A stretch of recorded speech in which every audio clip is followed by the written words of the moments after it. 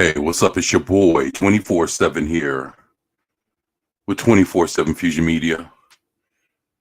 And hopefully everybody's enjoying their Easter. Hmm. Yeah, it's been a pretty interesting day, but at the end of the day, I'm thankful that I get to be here with you guys. So that means more to me than what you guys could never imagine.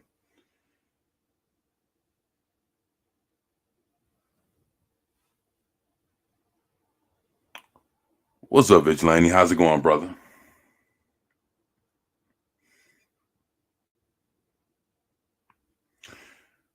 Shit, what you up to, man? Shit, you wanna I don't know if you're busy or not, but you're more than welcome to jump on. I didn't even know if I was gonna stream or not today, but figured why not, right?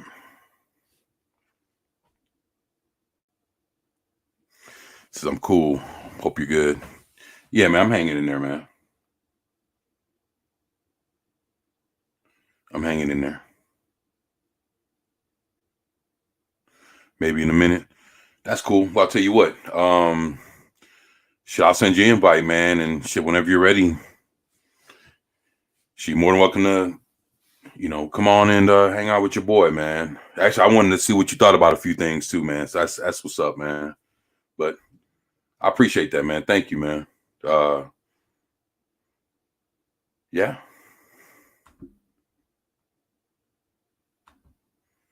Let's see.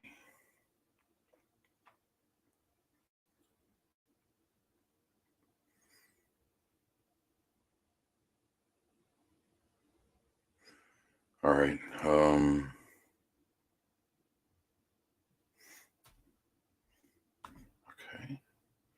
All right.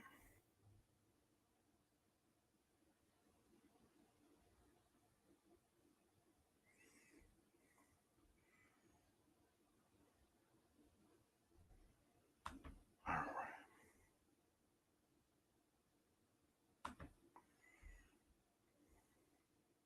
All right. So, all right, I was just trying to get the invites and together. So, appreciate that, man. Yeah, I thought I was going to be seeing family today and that quite didn't quite work out. So, shit, I'm here. And like I say, I'd rather be here kicking it with y'all. What's up, Juice? What's going on, my man? Yo, what's good, man? What is good, man? Sure do appreciate you, Vigilante. Thank you, man.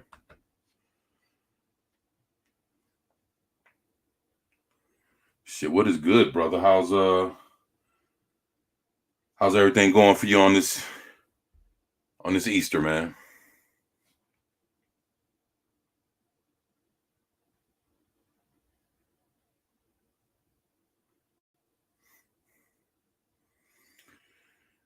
Word, bro. Shit, you know it, man. And thank you for being here, man. Appreciate you. Thank you, brother. Hopefully your day's going well though.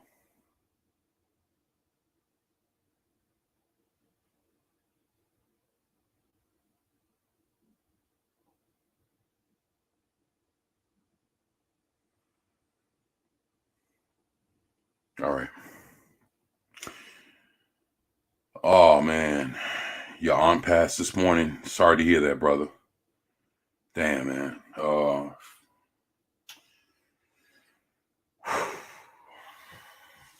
Sorry about that, bro.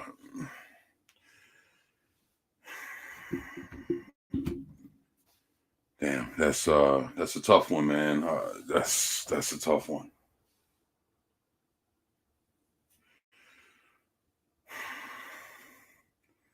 Shit, man.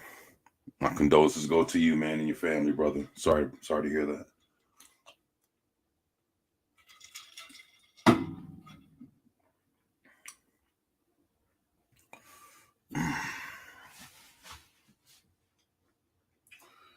Man, well, this Easter's been crazy, man. Been all kind of stuff going on. Yeah, all kind of stuff going on.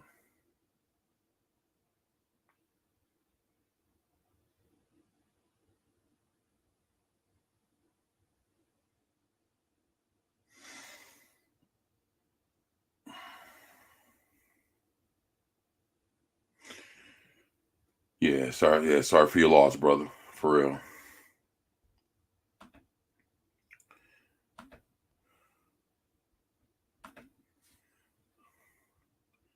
Yeah, man.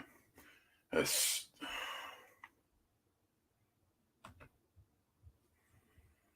good thing is she went to see Jesus. There you go. Yeah.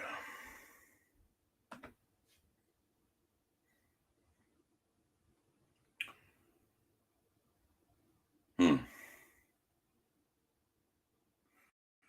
I'm sorry to hear that, bro.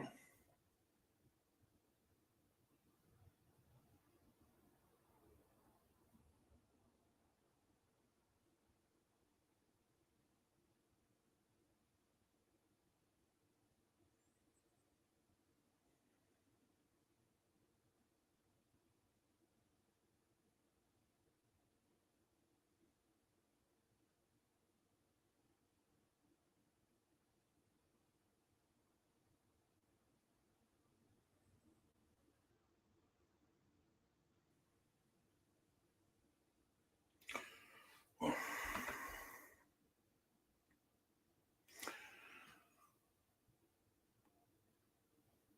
man, so did anybody get to check out any Easter themed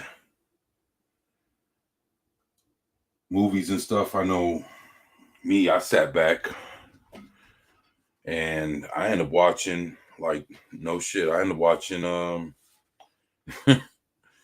y'all probably gonna think I'm crazy, but yeah, I ended up checking out the Yogi the Easter Bear.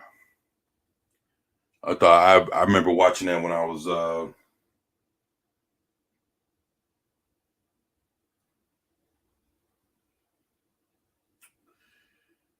yeah, I remember checking that out back in the day. So I thought it was pretty interesting to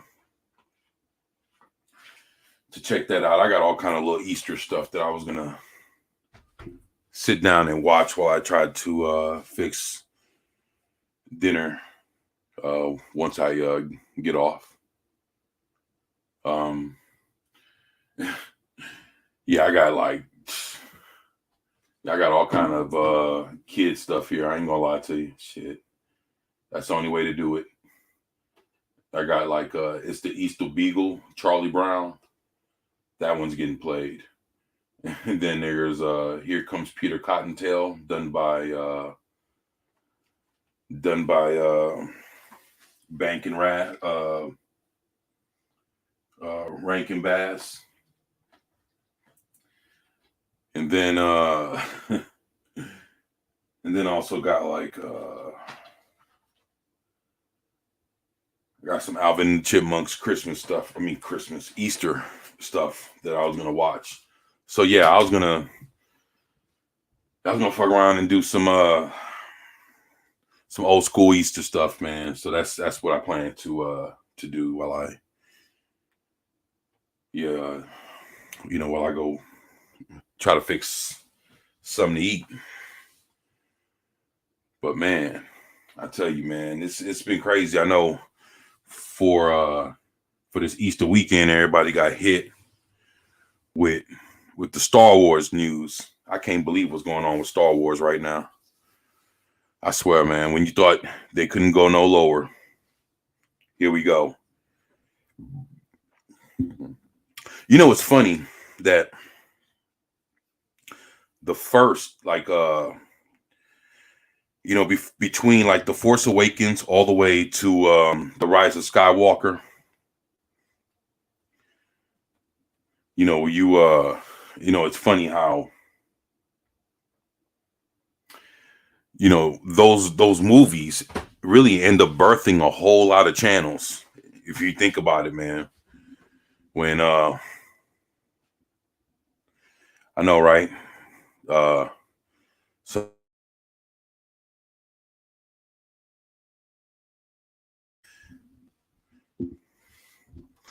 so the whole thing to it is like, what, 10, 15 years later, this is what this whole thing takes place in. Man, that thing's gonna be, well, I tell you what, Vid. uh I sent you a link. uh Thought it'd be, I know, right? Thanks to Ruin Johnson. It's funny. I'm looking forward to seeing what's actually going to happen. And by the time the dust cleared from this sequel to this sequel trilogy that we just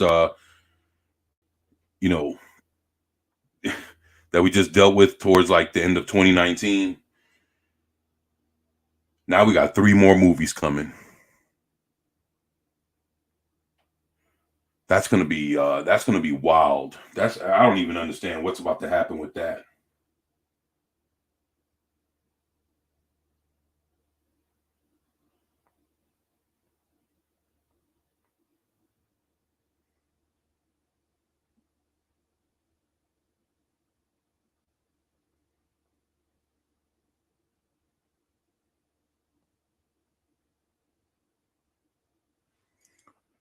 Man, I'm telling you. Yeah, they threw the EU in the trash, yet pick at it like vultures. You know what, man? Dude, it's funny how they had so many chances to actually do something about this. And I mean, it's funny. Star Wars Celebration was over there in Europe. If that shit was out here in America, man, you know how many people would have turned on that shit. You know how many boos you would have gotten. That, what, to be honest, the reason why that whole thing wasn't announced, because they had announced it overseas to, you could basically say it's to a nicer audience. That's, to be honest, that it's just a nicer audience. They probably don't get a whole lot of that, up close and personal, Star Wars. You got, think about it, man. You have all the representatives of Star Wars, heading over there to Europe. Europe don't get that. So of course, they're gonna have a warmer reception. We get that shit every year. So of course, when it comes to that, man, they wouldn't have cared, man. They would have booed Kathleen Kennedy and Daisy Ridley and everybody else out of that whole building. Hey, what's going on, Penny? How you doing? Appreciate you being here. And happy Easter to you. Happy Easter to everybody. Appreciate that. Yeah, so it's crazy. I'm wondering how this is actually going to go down.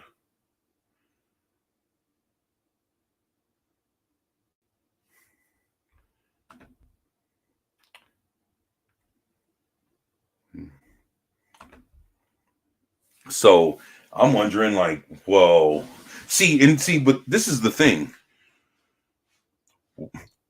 What's going to be the threat? At this point, it's 10 years from now. What's going to be the bad guys? And I'm thinking, ooh, who can possibly be the villain or the bad guys for these next 3 movies? And I don't think anybody, man, come on, man. Who can they pull from? And I could only think of one thing that they haven't used yet. That's going to be interesting.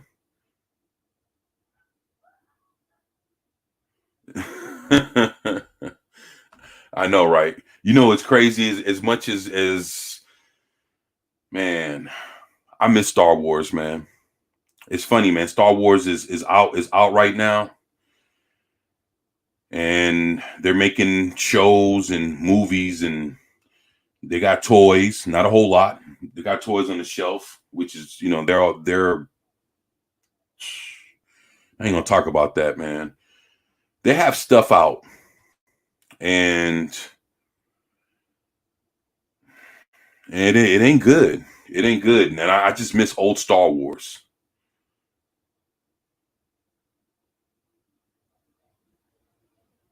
See, poor Ray Stevenson. I know, right? Man, I miss old Star Wars, man. I remember, I miss like seeing like, I give you an example. I have a documentary just a couple feet from me called Starweight. I haven't watched it yet. It's called Starweight, and what it is, it talks about people that used to sit in the lines waiting for Star Wars movies. You won't catch not one. I'm telling you, you won't catch not one fucking person waiting to want to watch one of these movies. You won't see another line ever again. And to think about it, people say, well, when people used to stand in lines, they used to do it for concerts, stuff like that. But man, who used to do that for movies? Who used to stand in line to watch a movie? And Star Wars were the only like real thing that garnished that kind of love, where people would just be out there like that, man. Man, dude, they lost it, man. And to be honest, if I'm not mistaken, I think they had it for The Force Awakens. That's the last time people decided to wait for a week or two or whatever, however long, just to be the first ones in the theater. And Star Wars killed that shit. They killed it. That's I don't even know, man. Like, that's bad. That's horrible, man. You had such goodwill with people, man, that people would just line up to go watch your shit, man, and be there for weeks. Have all kind of family members and friends fucking skip in, take their spots so they can go home, shower real quick, use the restroom, grab something to eat, come back, and people and have people on a schedule, fucking swapping out and doing all kind of shit. They set up tents, do all this stuff, and boy, the saddest thing that I've seen that has came to entertainment has to be the last 10 years of our existence, man. These last 10 years, man, has been the worst. And for some, it's been about 15. So you say the last 10 or 15 years has been the worst in entertainment. Boy, I've never seen nothing like this in my life, man. Never. Never, never, never. But here we are, man. Here we are. What's up, Glenzer? How's it going, brother? Hopefully you're doing all right, man. You're having a good Easter. It says white cis supremacists will be the bad guys, knowing Disney. You know what? I think, look, the only thing I could think of right now, I'm being for real, y'all, and maybe y'all haven't thought about this, but I'll be the first one to say it. The only thing they haven't pulled out of their hat, just remember, you remember when in the EU, when Darth Vader, and the Emperor and everybody was killed, and Luke was building, the Jedi councils. He was, trying to bring the Jedis back and all this. Do you remember what the next big threat was in the EU history? Now, if they pull this and they got Rey Palpatine about to deal with the next big menace in Star Wars, if they put her in that position, how you think people will react? Do you want to know what was do y'all remember what was the next threat? The Usam Vom, whatever. I can't. I know I don't ever say their name right. they were the next big thing to attack the galaxy after Vader and the Emperor and all that other stuff. So, at this point, who's the next big threat? Don't tell me you're gonna have 3 movies of Rey trying to build some kind of Jedi Order, or bring back the Jedi, and that's what we're gonna watch is her bring them back, and there's not gonna be no kind of resistance, nothing to fight against, nothing. Like all this happens and that's it.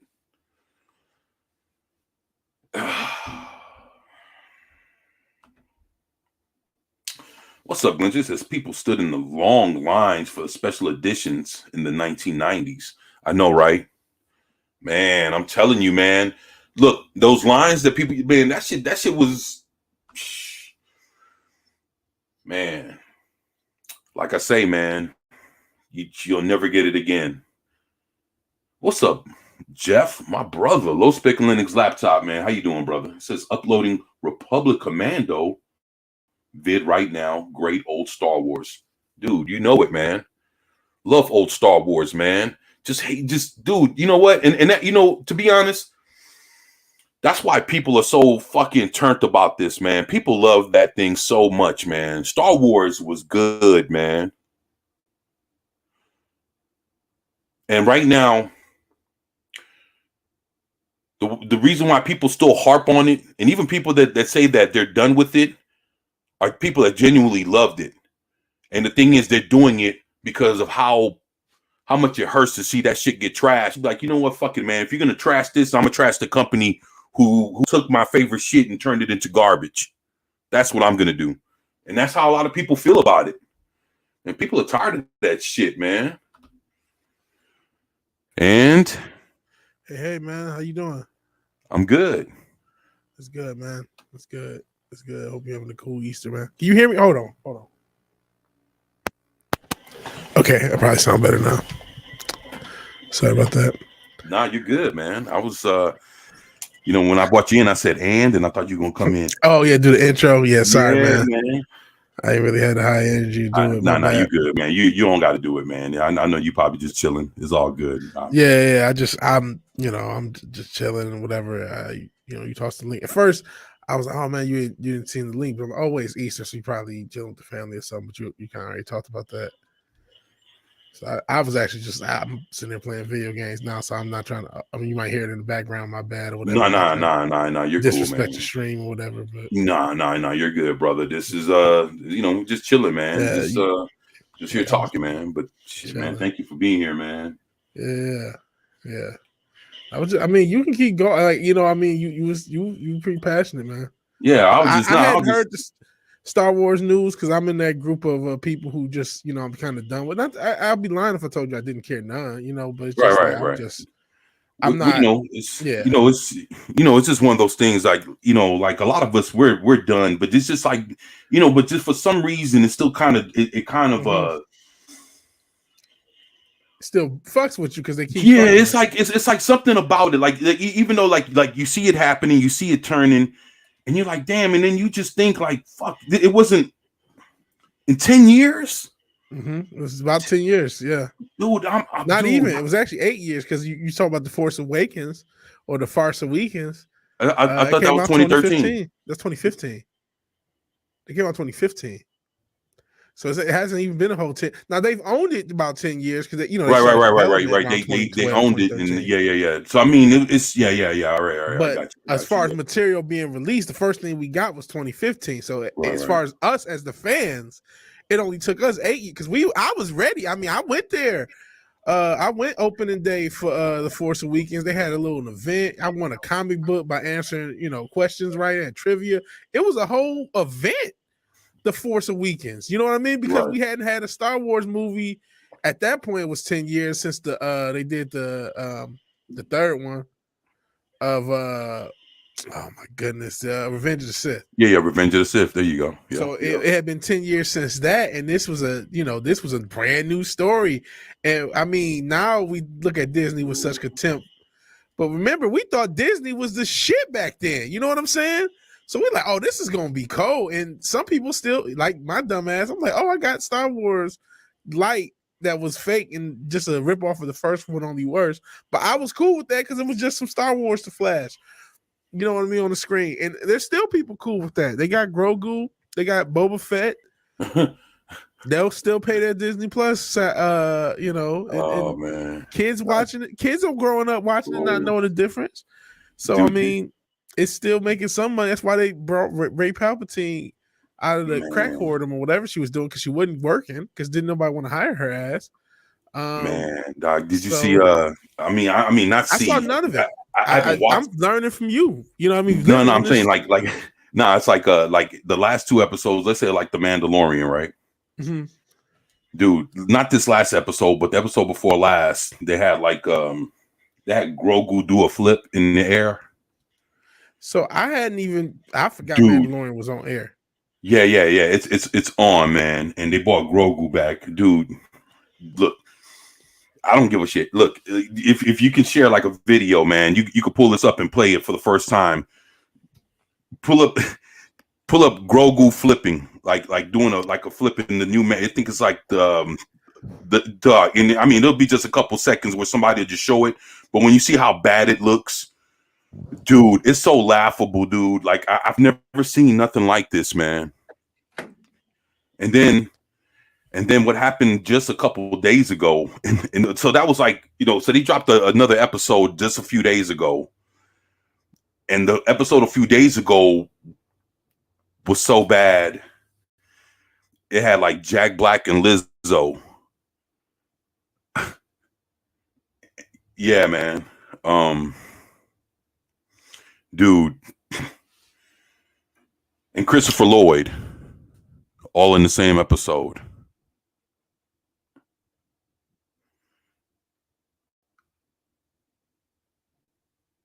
I know, right?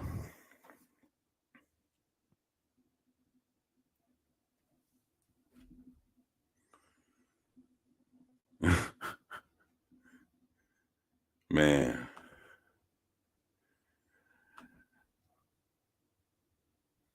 Yo.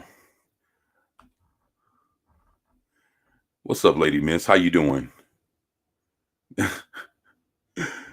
Man.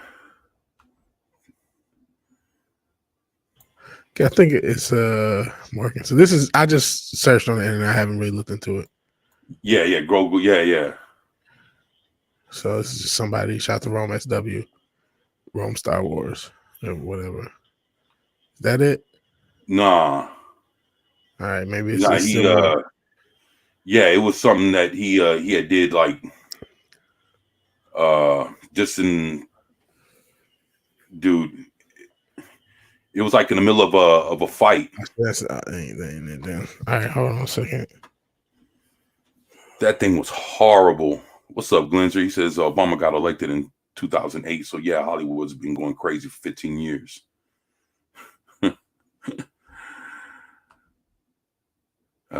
He says I was one at Glenzer, huh? Yuzon Vong. Yeah, there you go. Juice, I appreciate you, man. I think that's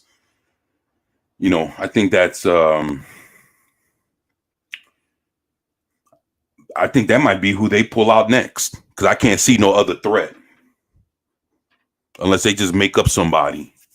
And oh man, it'll probably be some, I don't even know, man. I'm scared to. Yeah, Yuzon Vong. Yeah. Yeah, I think that's it right there. I think, dude.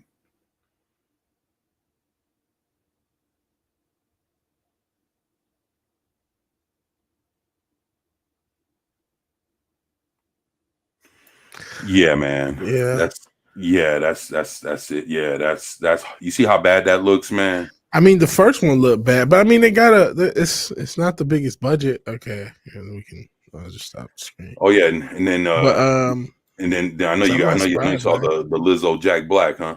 Nah, and I mean, if you want to go through this process of pay, bro, it's man. When I say I don't care, I'm like I can't. No, I'm just saying, like, you know what I mean? I feel you. I guess it's unbelievable. No, it's not. It's very not believable. It's so believable. because now we're 8 years in. It's nothing. Man.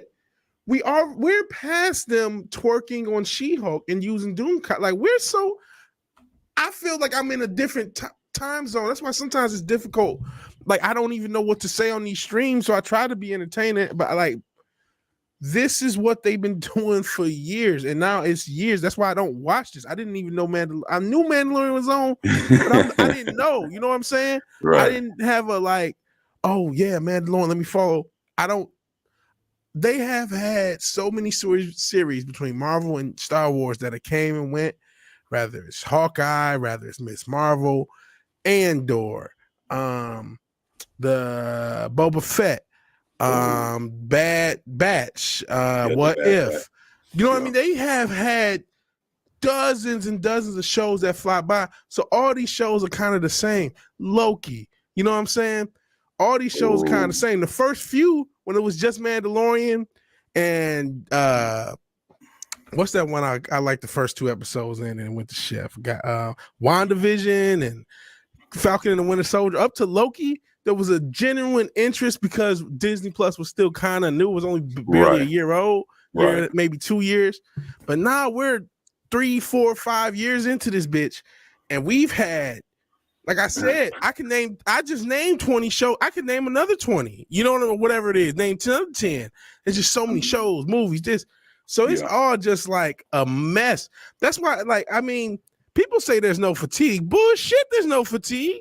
It's all, they come out with something every fucking week, and it's all terrible. So I don't watch. So it's like, I know the Lions are going to play every week. They actually had a good year this past year. Maybe they'll have another good year. Who knows? Right. But like, they're not going to win the Super Bowl. So in the same way, you know, once somebody, it will be shocking when they bring you good content. Right. Well, you know what I mean? Well, you know what I meant by shock. I mean, just for me speaking, like when I'm saying this, I guess deterioration is what I guess is what I'm talking about. The shock factor is how I go from something to nothing. That's the like. They damn. Had Holdo in 2017. No, and it's funny because we seen it happen in real time. But even then, it's like, you know, it's like just to see it all go down, man. And it's like, damn, just you know, and then you remember when it was good, and then you see how bad it got, and it's like, and then you hear about what happened just, you know, a day or two ago with Daisy Ridley coming back, and they got 3 movies set up, and you know, she showed up, and I didn't hear. That's the thing. Like, yeah, there's a Lost fan. Like, I'm speaking from the Lost fan, right? The like, because I can't speak. I'm no longer angry fan, even though I just ran it. Right. Yeah. But I'm just like, man, I don't care. I'm paying attention to the shit. Like, I'm in the Tekken. That's what I'm playing now, and I'm trying to do tournaments, trying to do local tournaments, and the new one's coming out next year.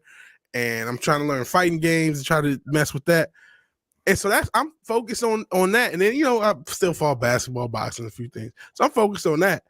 But you know, Glenn's talking about the Warriors. I think they in the playoffs. I think they might do the play in. But I haven't been paying attention to the standings, but I'm sort of following that. But my thing is like, they've already proven they can go to any depths. And I think it's a combination of both. I think Bad Story and Star and Marvel fatigue, because it was just, even if these shows were good, I think there'd be some fatigue, but the fact that they're bad makes it just so much worse. Yeah, so that's what both. It is. Yeah, it's you both, because it's just they have thrown out too many too. It's just I was going to say keep up with them.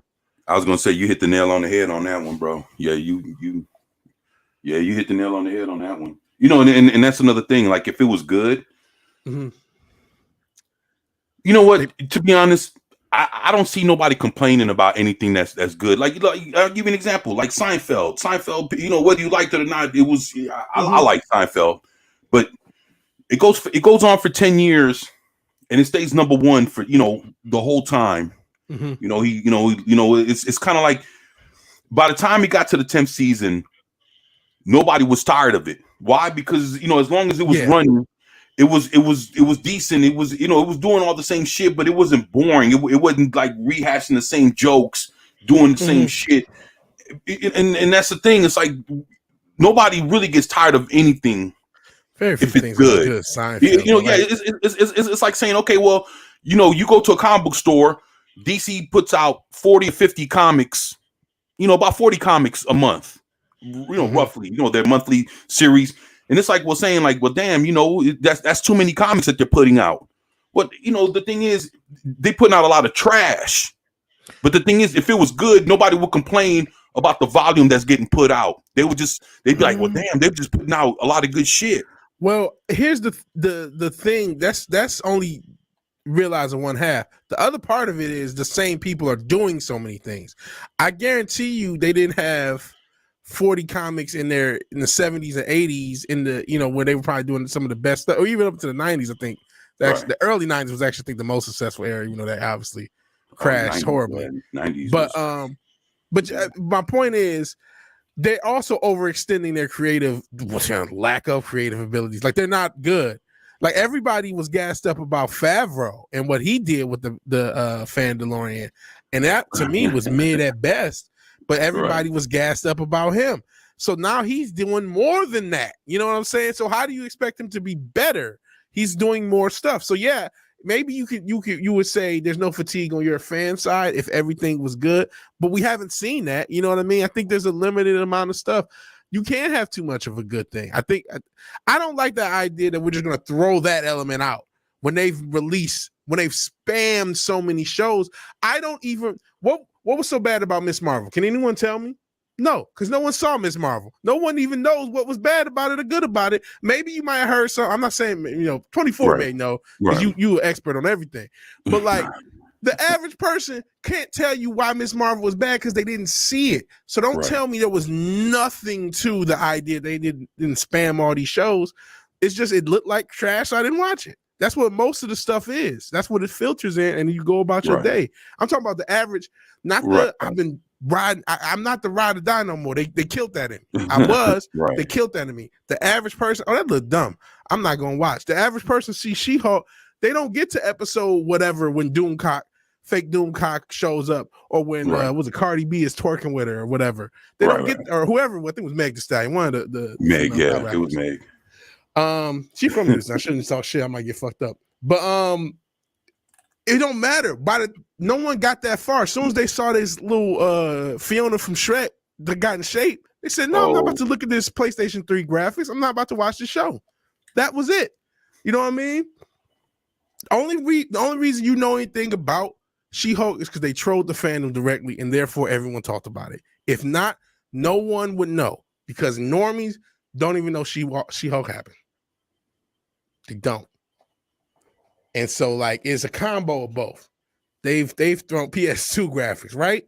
They've thrown so much. And I think one also begets the other. I think part of the reason they didn't space things out is they just needed shit out. And they almost wanted to hide shit behind other shit. You almost want to hide Miss Marvel behind whatever, because it's really not that good, but you don't want to do what they did with Batgirl, so you just toss it out. So you just hide it behind, what was it, Morbius and all this other shit that's coming out. You know what I mean? Right. I know Morbius technically was Sony, but they still counter program things. So it's just whatever. You know what I mean? They just had so much. The amount of content had an impact. Y'all can't tell me it doesn't.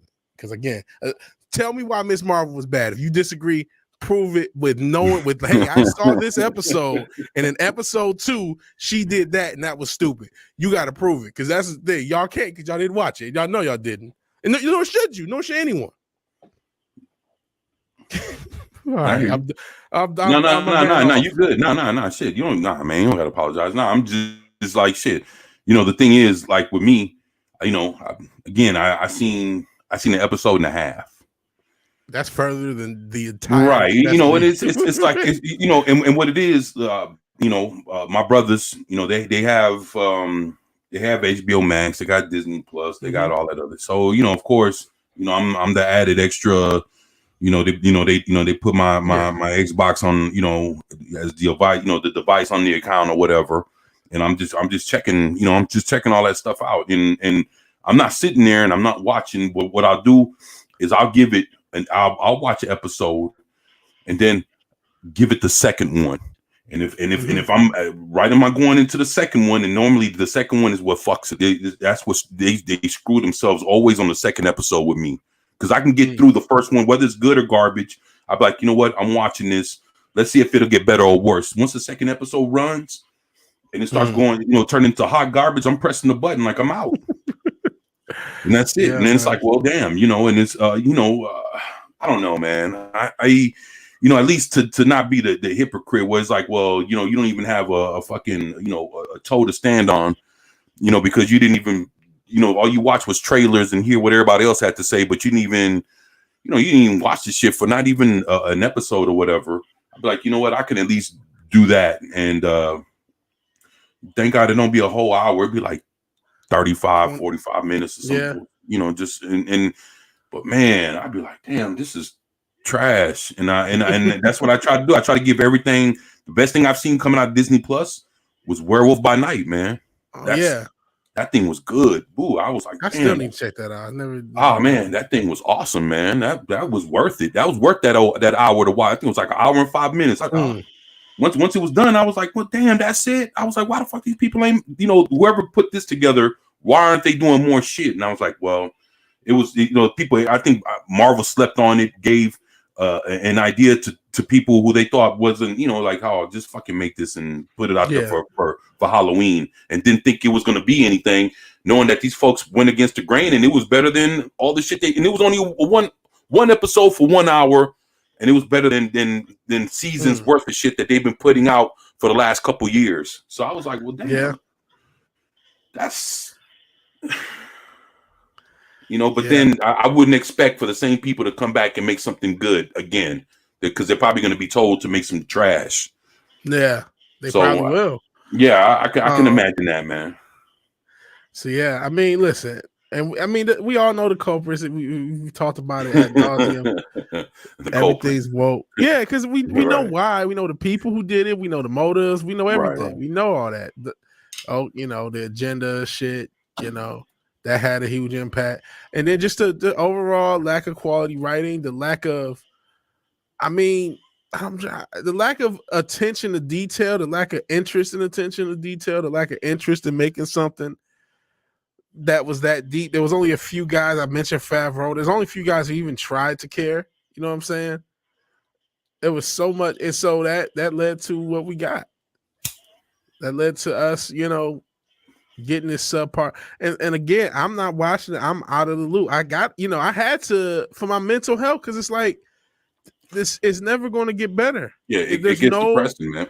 There's no getting better. And I hate, that some people still, I get it. You know what I mean? Rooting for the Lions. That's been my analogy the whole time. Or fans, another sports one. If you're a fan of Madden, and the Madden franchise is never going to be good again.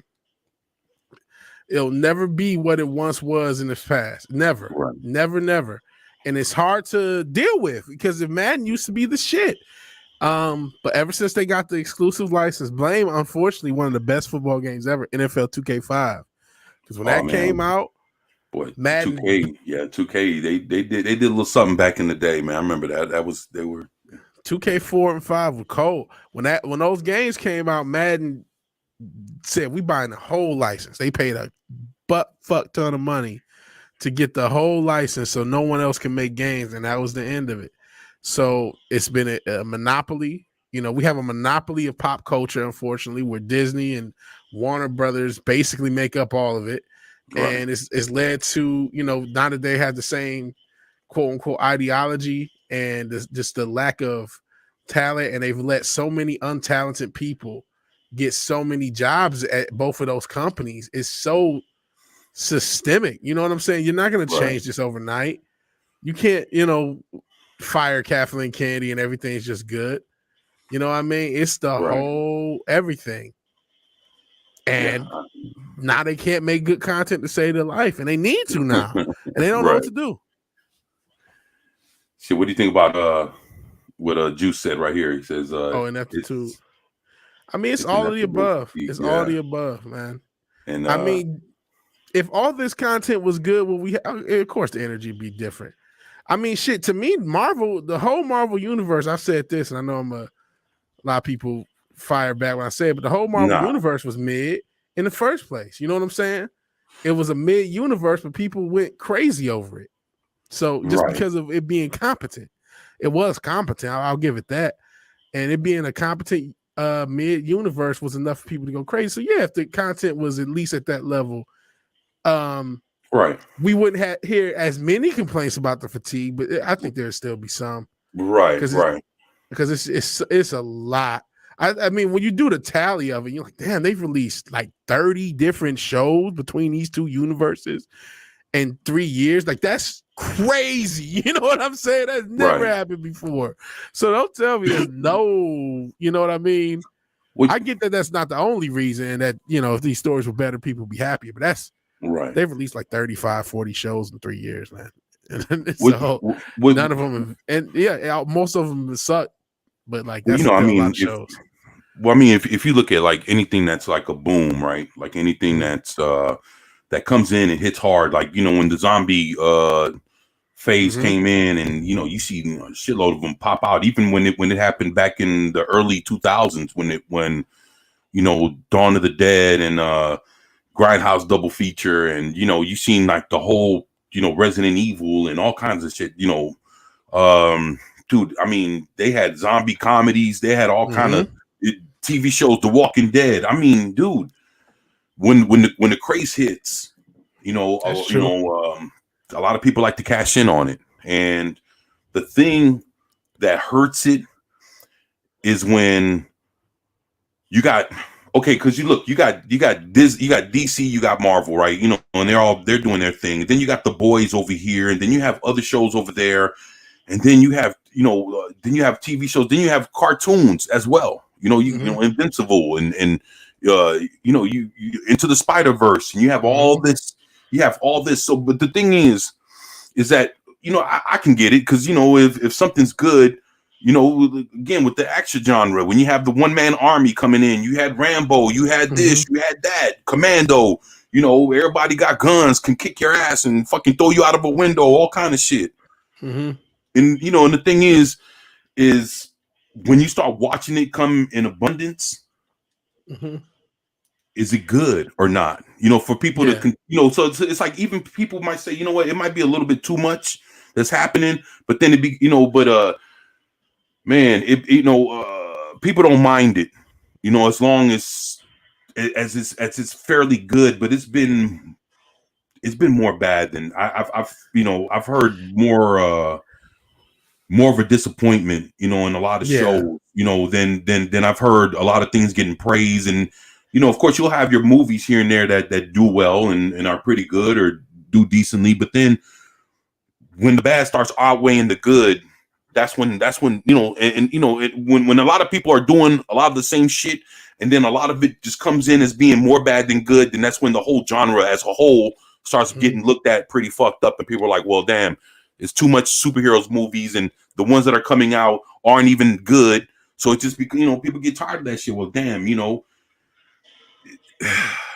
it becomes, you know, and I love superheroes, and I love superhero movies. I love comic books. I love all this shit, you know, and it's, you know, it's I guess it's, for me, this is the dream that a lot of people would have loved to have seen, being a comic book fan, to see, oh man, we're getting fucking all TV shows and cartoons and animated movies, and we're getting all this shit. But then when it comes, it's people are mad because their favorite characters are getting race swapped and gender swapped, and you know, your most badass superheroes are getting made to look like some pussies on screen for the whole world to see. And these are, you know, it's like, damn, you know, these cats used to have some kind of morality, and it's like, you know, of course they're characters or whatever, but man, the way they were drawn and written, you know, they had some kind of moral compass to themselves, man. And it's like, now they're getting written and put in our faces, and they're like, yeah, these are the motherfuckers you grew up on. But then when you sit there and you're watching them, or you're reading them in today's comic books,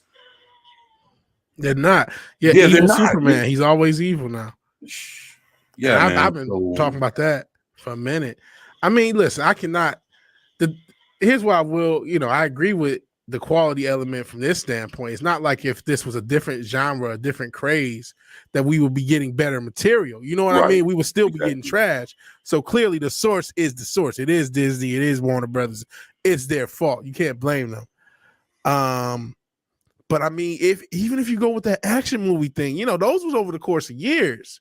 Right, It exactly. wasn't like this rapid fire. It's both, because it's not just because they throwing so much garbage, it's going to deter you. You know what I mean? If it was just imagine if, let's say, the only 3 things we got the past few years, right, was No Way Home, as much as Doctor Strange was a complete dumpster fire, it made the most. Made money, yeah. Let's say it made No the Way most, Home. you know, out of a Marvel movie within the last year. You know, like, you know, besides like Shang-Chi and Shang-Chi, yep. That was, I saw Shang-Chi. Let's say all we had was No Way Home, Doctor Strange, and Thor: Love and Thunder for the last 3 years. Would there be a superhero fatigue? No. Because we would say, some good, some bad, some mid. Cool. Even if you threw in Shang-Chi and what was that shit? Black Widow. So now it's a little more worse. Those, now we weighing it out. I still don't think it's a fatigue. But now you throw in Miss Marvel, Hawkeye, the show, you know, all this stuff is too much. So that's why it's still like, if it was just a few good things, few bad, people would deal with it.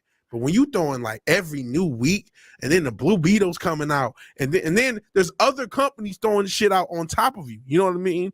While this is happening, the CW did this thing. Remember in 2020, that was the year of when 2020, the year when they did the CW crossover. That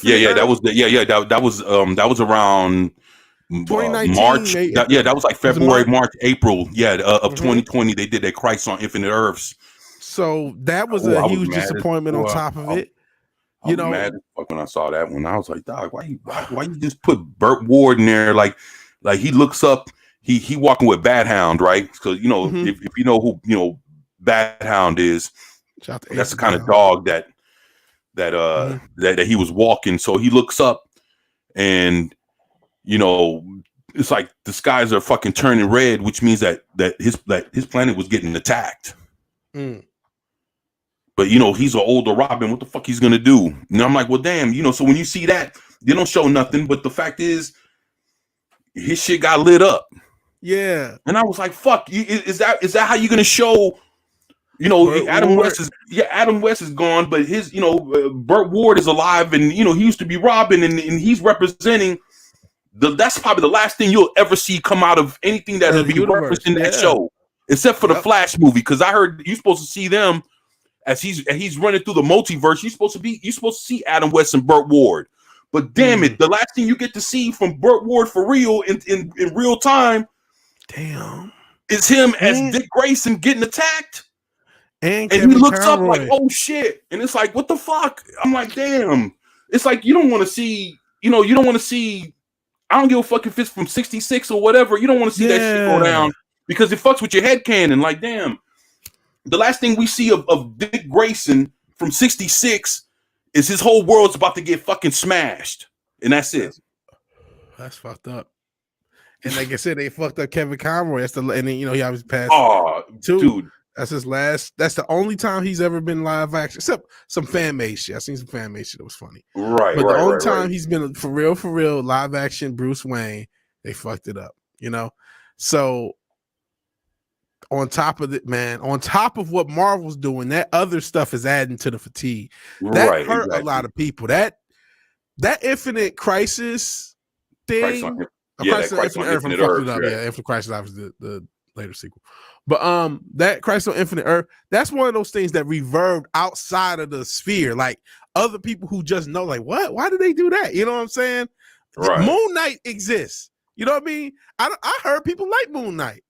But like, if you had less of this content and some more of a good percentage, even though you would have some trash, I don't think we would be fatigued. Like I said, if No Way Home, only 3 or 4 of these movies would have came out, maybe 1 or 2 of these shows, we wouldn't be at critical mass here, because now it's you know what it is, and this is why people are saying the fatigue is people actually did pay for Disney Plus for these shows. You know what I mean? There are a group Right. of people that did that, and they didn't get what their money's worth. You know what I mean? Right. So that's why I say inevitably it's a combination of both. It's got to, they may have better content, but when they spam a bunch of shitty content, dude, that's disaster.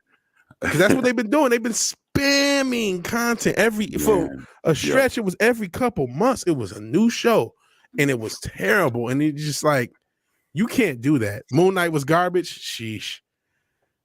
I have not. I've been trying to eat like more fruit, Penny. I haven't eaten that good. I eat like blueberries. I'm actually switched over to see the comments for whatever reason. StreamYard, you can't see the comments.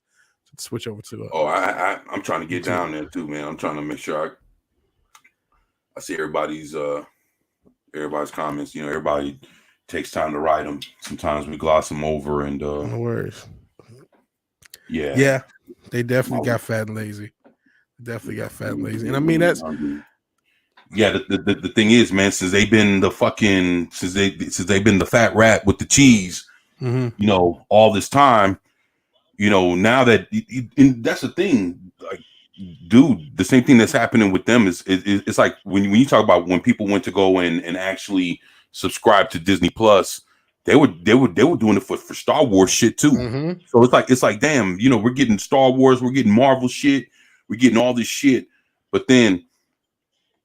What fell, like when the bottom fell out of all of that was when people got fed up of just being at home, because what it is everybody based their whole fucking model of whatever the fuck they were doing on the pandemic, and everybody sitting their ass at home watching shit every fucking day. Everybody been watching, everything the hell. Don't matter what services was, Netflix, Hulu, Friends and old shows was getting binge watching shit. And I mean, even shit that motherfuckers never had a chance to watch. People sitting there watching everything. Why? Because for the first time in collective history, that the world fucked around and stood still for once, all at one time. Yeah. And if you ever look in world history, I don't think the plague, I don't think nothing has ever fucking sidelined the whole world at what time the way this shit fucking did us, man. So we sitting here at home, fucking everybody's on fucking house arrest, basically. Basically, yeah. You know what I'm saying?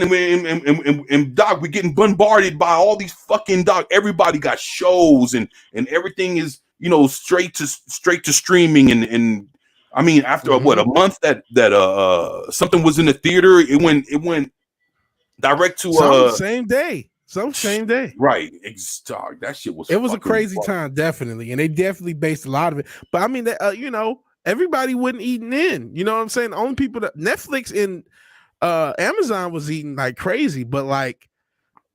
If you remember, had a struggle. HBO Plus struggled that whole time. Oh yeah, it did. It struggled that whole time. It wasn't until very recently with the Last of Us and what's that? House of the Dragon. Is that the right one? Yeah. There you go.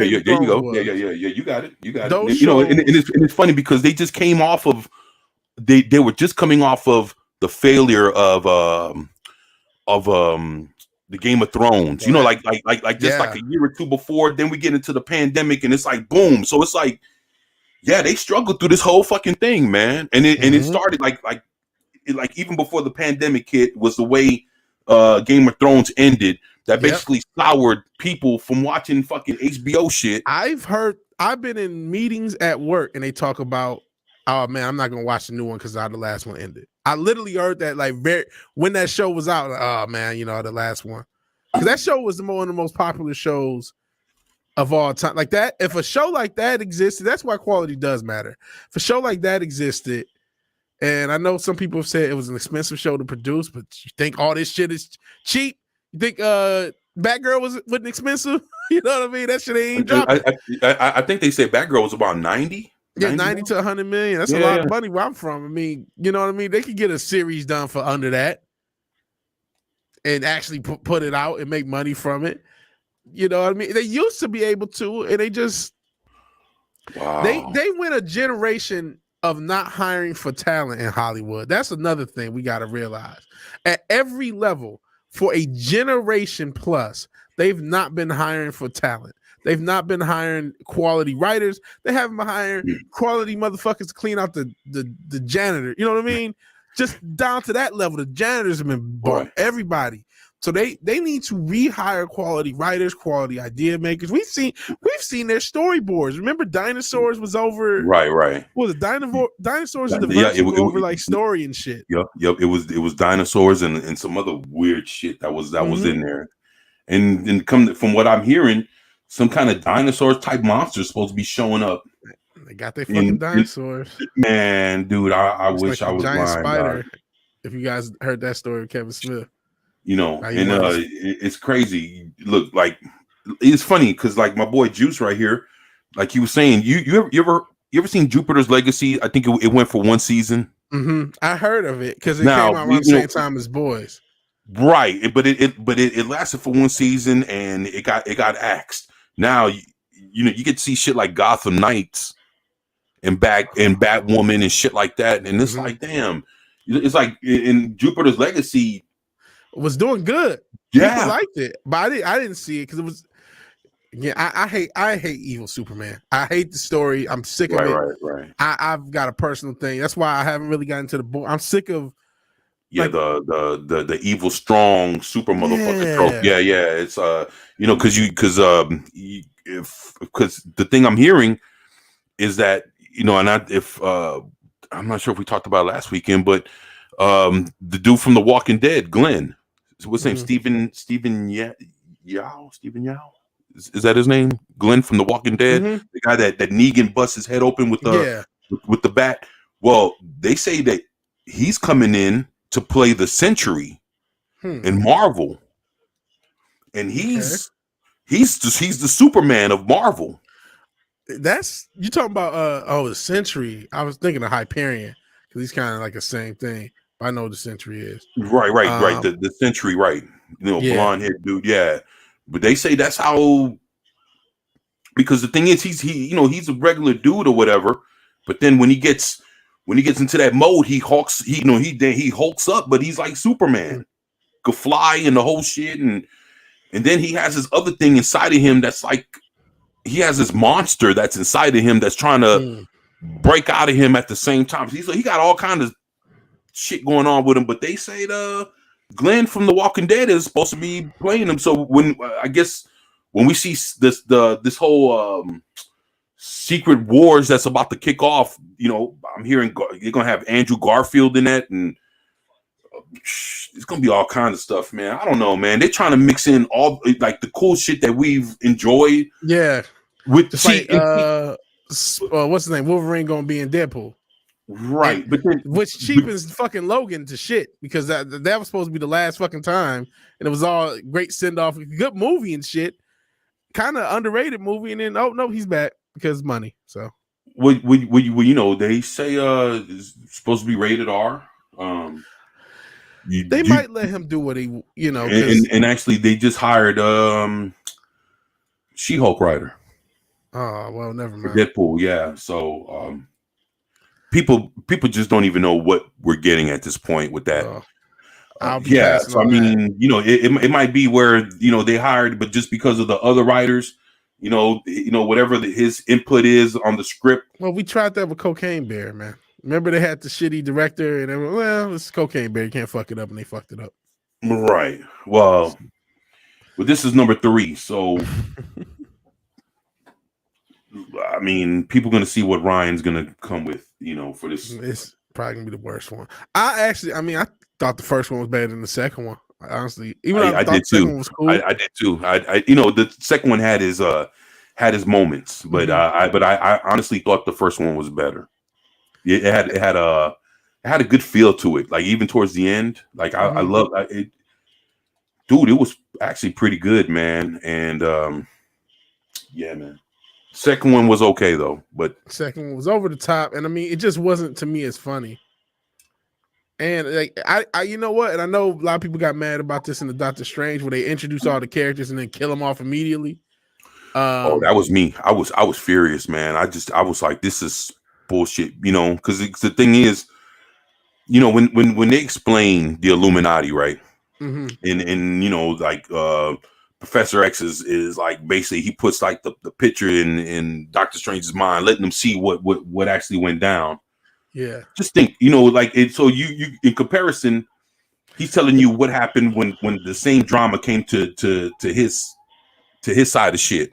And if you look at it, who'd you see on the battlefield?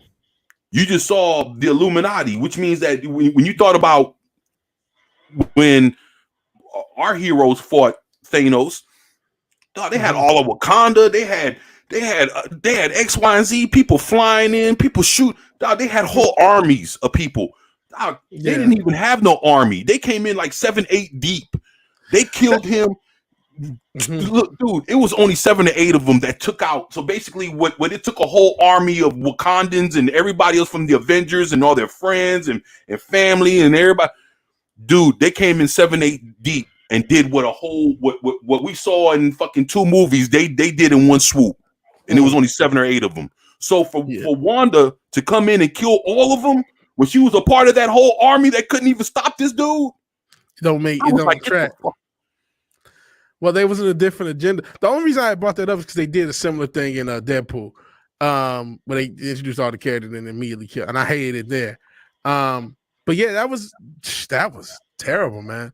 Ooh. And that made no sense because they had more available, so it really should have been more people. You know what I mean? Should have been the whole X-Men plus what we saw. You know what I mean? And the way it was explained, they all existed. So you had Wolverine, so all the X-Men, all the Fantastic Four, all the teams, all the extra teams, they all existed. But he didn't even need all of them because all the top dudes stepped up, the 7 or 8 of them, and stomped Thanos by themselves. So they saved lives because they were like, y'all probably would have gotten in the way.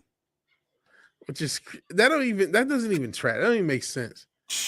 But just that's what happened when you're not writing and you don't. So basically, so my whole thing was the first time we get to see Professor X. No, not Professor. Professor X and Mr. Fantastic and all these guys in current Marvel. And they wouldn't have wiped out Thanos. Not them, because the whole point of the Illuminati, they kind of the thinkers of the group. You know what I mean? That's not necessarily the heavy hitters. You know what I'm saying? No, actually, they're basically like they're the strong. Well, between like they're the most. They're the leaders of all their groups. I mean, they're the leaders, but like Mr. Fantastic and like, I guess Doctor Strange can throw, but you know what I mean? Like, there are heavy hitters in each of their groups than them. I guess Professor X, obviously, his power is almost limitless when you think about it, but. He's not about to go out and bang. You know what I'm saying? He would send the X-Men to actually do that. You know what I'm saying? I get it. He is like super powerful for real. I mean, but like in most stories, he's not like Colossus is out there doing some banger shit. You know what I mean? You wouldn't have Professor X out on the battlefield. I mean, to be honest, I've always seen Professor X jump in the battlefield. Yes, I guess. I mean, because you're more of a comic guy to me, so you would know more than me. So I'll shut up. No. What I'm saying is, he's he doesn't go in first, but the thing is, he'll throw his mental abilities in there, and that's what and that's why it didn't require Colossus and Wolverine and Jean Grey and everybody, because you talk about Professor X, dude, he's the most mental. The strongest. He is kind of like the most powerful guy on the world. Like he has like he's the most mental dude on the planet, and it's like, dude. So he can do all kind of shit with his mind, and then along with everybody else's skills and who he had that showed up, that he was like, yo, we all took out Thanos, but it was just the fact that you see them for the first time, and you're like, well, damn. It's cool to see him because that's what all the fans have been asking for. But then Scarlet Witch shows up in 3 minutes, just fucking. But the thing is, but when she fought Thanos, her and how many people on that screen, man? You think, man, when it was her, all of Wakanda? No, I'm saying like how many people you think, like just a guesstimate, like how much? You talking like I was trying to say? You talking about with her, all Wakanda, and everybody, right? And everybody fighting Thanos and all his boys. So how many people you think was on the battlefield? For probably all of hundreds. You know what I mean? Because I remember seeing like a War Machine flying up in the air, and he's dropping missiles, and he's through it like he's fucking unloading, and you see all this shit, and it's like, damn, him and Iron Man, and it's like, so you hundreds of people. So you took at least. So it was hundreds of people with superheroes and everybody involved, whole teams all in there. And this guy comes in with him and like eight him and 7 homeboys, and then they come in and do the job of hundreds. So the whole thing is to see WandaVision come in, and she was a part of those hundreds. Yeah, so why couldn't she do that the first time? Man, that thing was wild. Like I seen that, and I was just like, man, I was like, dude, why would y'all do that? Are they trying to say since WandaVision she's activated her powers in such a way? Like, how come she didn't do it the first time when she had that cosmic threat? She didn't do that then, so how is she able to do that now?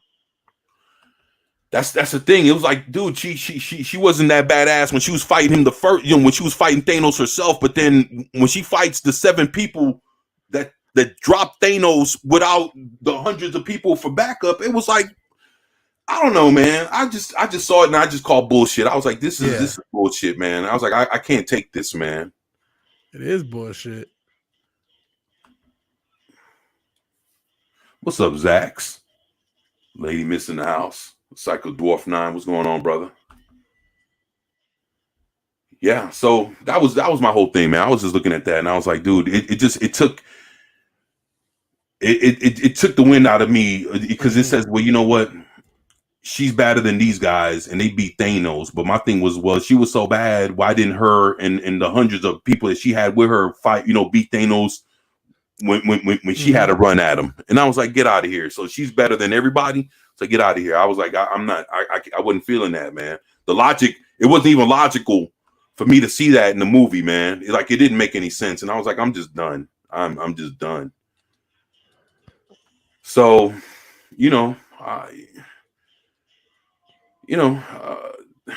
Cesar Romero, did he show up? Nah, I didn't. They didn't show us Cesar Romero show up, man.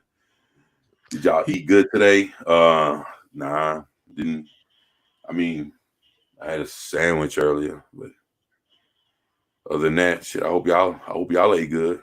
Had a couple of hopefully y'all went finding some Easter eggs. Eat a couple of hard-boiled eggs for your boy. Hopefully the diet didn't do him too bad. You ever did that, Vigilante, go grab you a couple eggs out the yard? Nah. I ain't never did that. I ain't never did that either, but I see kids do it all the time, man. Yeah. I had my kids do that before, man. So okay. Yeah, they back in the day, Easter wasn't that big of a deal like that. Yeah, and then do a couple fake eggs, put a little candy, put some money in there, whatever, and just hide them all. Have the kids go in the yard, find shit.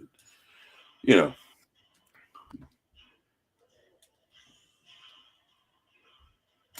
man. These say Miss Kevin Conroy. Yeah, man. I don't know.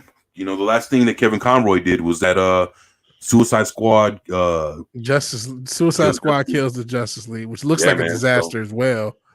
Because Warner Brothers gaming division is just as bad right now. I mean, they were riding high back in the day with the Arkham games, but Multiverses looks like that's not going to go too much further. And I remember when we first talked about that game. Yeah, I mean, you shouldn't make it free to play, and it came to pass because now nobody's going to fuck with it because it's just another money grab game that's poorly made.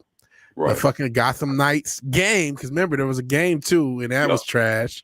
Man, and the thing is, they had dude, if they would have done a better story, to have Batgirl and everybody, I would have loved it. They would have had Batman along with Batgirl and the whole team, and they just would have done a whole nother story instead of them just come in with. And that's the thing. I remember me and you talking about it before. At that point, they were doing a whole bunch of shit where they were trying to do a whole bunch of stuff and not that's Batman related, but not have Batman involved. And they're still doing that shit. Yeah, exactly. They got Gotham Knights, Gotham PD coming. So even though Batman's supposed to be on Gotham PD, some of the episodes, he is supposed to make cameos, or at least be a part of the world. We'll see. We'll see how much they bring him in. You know what? As much as I don't like the Robert Pattinson thing, I would, if let's say he was consistently on this show, he shows up, they do a season of 8 episodes, he's on 5 of them, and he shows up as a consistent character, do a couple of seasons of that, I would gain a lot more respect. They're basically doing a Batman show for real, but they're doing it from the perspective, so it's just mainly focused on the cases. You know what I'm saying? I'm like, okay, I would fuck with that. I know that's not gonna happen. And Right. I mean, again, I'm talking well written, so we know that's not gonna happen. They couldn't write. I still don't know where that flood came from. The last one, you know, spoiler alert for that. But I mean, I this goes back to what you said earlier. I mean, a lot of this stuff sounds good if they would do it right. You know, if you told yourself 20 years ago, hey, all this stuff would be out, you'd be like, oh man, that sounds so cool. And it's like, nah, it's not. It's not. You just can't say quality. What's that? That's the problem. No quality. He said dinosaurs. Yeah. They dinosaurs are coming to Star Wars. Best believe that shit. Yeah. I'm the baby. Oh yeah, I remember that. That's the from the Dinosaurs TV show. Remember that? Yeah, I do remember that shit. I'm the baby. Yeah. That shit was crazy. Hold open the door to the bookstore. I know, right? Oh, Stephen Yin. Yeah, there you go. You see, you guys be on y'all shit, man. I know we talked about that shit like 10 minutes, 15 minutes ago, but yeah, I'm just now getting through it, and everybody was responding. He's like, what the fuck? Yeah. I said the same thing, Juice. I was like, what the? Yeah, Ryan Reynolds is also a boy. I know, right? He says, yeah, She-Hulk writer is working on Deadpool 3. Yeah, that's that just shows. That's why it's. And I'm just thinking, is it the whole third wall, third wall thing? You talking about with Deadpool? Yeah, because She-Hulk does the same shit. She's been doing it. Oh yeah. See, if you ever read the She-Hulk comic from the 1990s, see, I collect the Savage She-Hulk, the first run of hers, and I still got like fourth wall. Yeah, I know what you mean. Yeah, the fourth wall. My bad. Wall. Yeah. So basically, she was doing it back in the when she had her Sensational She-Hulk series, and then Deadpool does the same shit, and there's a couple characters, in DC that do the same shit. But now you got a She-Hulk writer writing for Deadpool, and I'm like, is this the fourth wall type shit? Is that what they're trying to? Because Deadpool did it better than She-Hulk. So why would you have a She-Hulk writer coming to Deadpool when Deadpool does it better than She-Hulk? Well, I mean, then that's like really part of Deadpool. That's become his like defining thing now. You know what I'm saying? I know. Right? So I mean, I guess it was part of She-Hulk's thing as well. And again, that would be cool if they did it right. But the breadth that they're bringing in her, that show was not a success by any metric. You know what I mean? It wasn't. So why would you even bring her in? You know what I mean? We know why, but I'm just talking about if you were in a vacuum and you're like, okay, why are they bringing in this person if they didn't do their job well? But we know why, because agenda and politics, and she's probably clued in and glued into the scene, and so that's why. But it's like, golly, if you didn't do what you were supposed to do well, you shouldn't be getting more jobs. But that's Hollywood. You get to fail up. How many people have fallen up, made garbage, but then it's like, well, you still get to make more garbage because you know the right people, or you. So she broke it before Deadpool.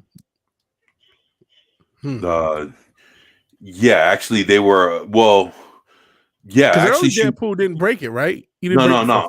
Early Deadpool, no. He was just a regular. Like he was like for him to break the fourth wall, it took him a few years into trying to get his, figure out what his personality was, being like definitively what his, like how they were gonna definitively portray him. Yeah. It took a lot. It took some molding, and the fact that he was able to do it after a couple years of them trying to figure out what his personality was turning out to be, then he started breaking the fourth wall.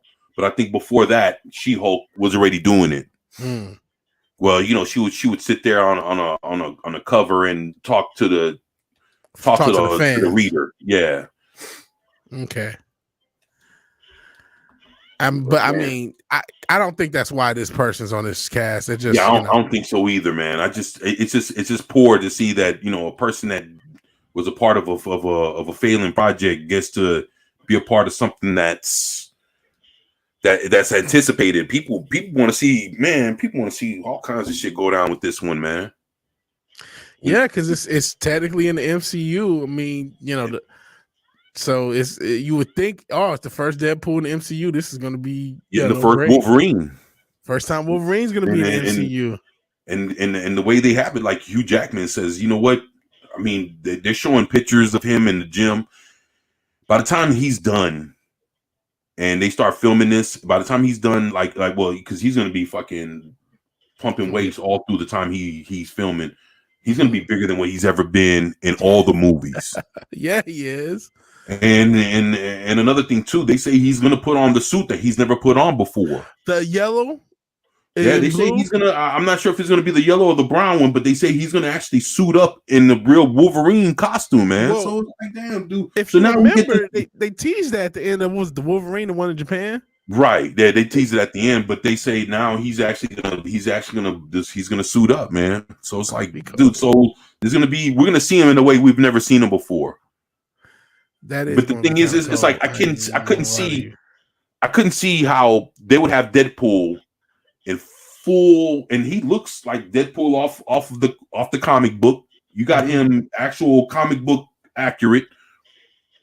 You're gonna have him in there, even when you have Colossus looking like Colossus. You have Juggernaut. Everybody's comic book accurate, dude. You can't Cable. Everybody can't. He got to look the part too.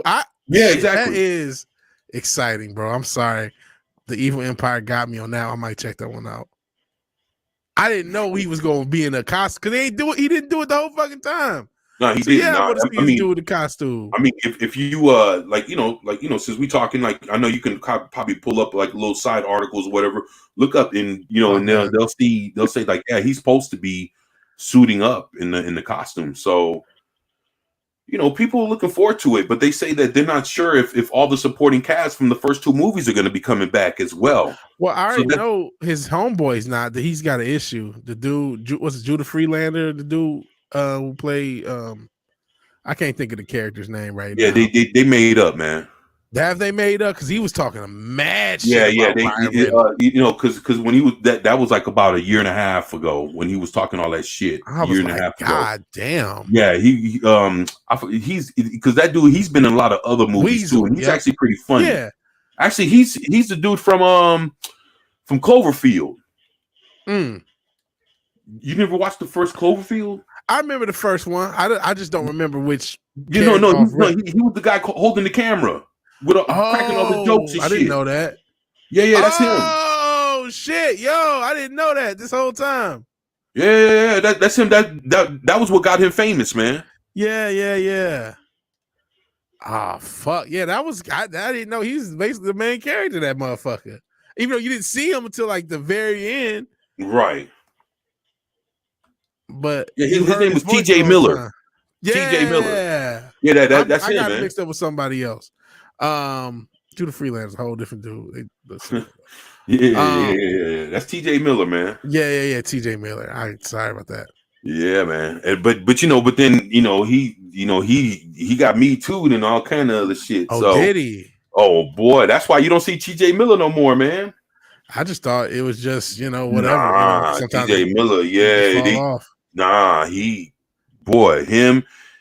and Seth Rogen's homeboy, dude. Jonah Hill? Nah, the dude,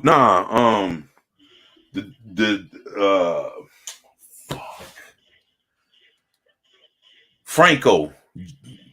I did hear about James Franco. I did hear about him. So it's like basically while that shit was happening to Franco, T.J. Miller was getting hit with his own shit, and it's like, and that's around the time that Harvey was getting hit, and everybody. Yep. Man, so yeah, I didn't know he was caught up in that. Man, T.J. Miller was getting caught up. Yeah, he got caught up in all kind of shit, man. So yeah, it was all kind of. Yeah, appreciate that, Juice. Man, you guys are smart as shit. Boy, y'all got my back on this one, huh?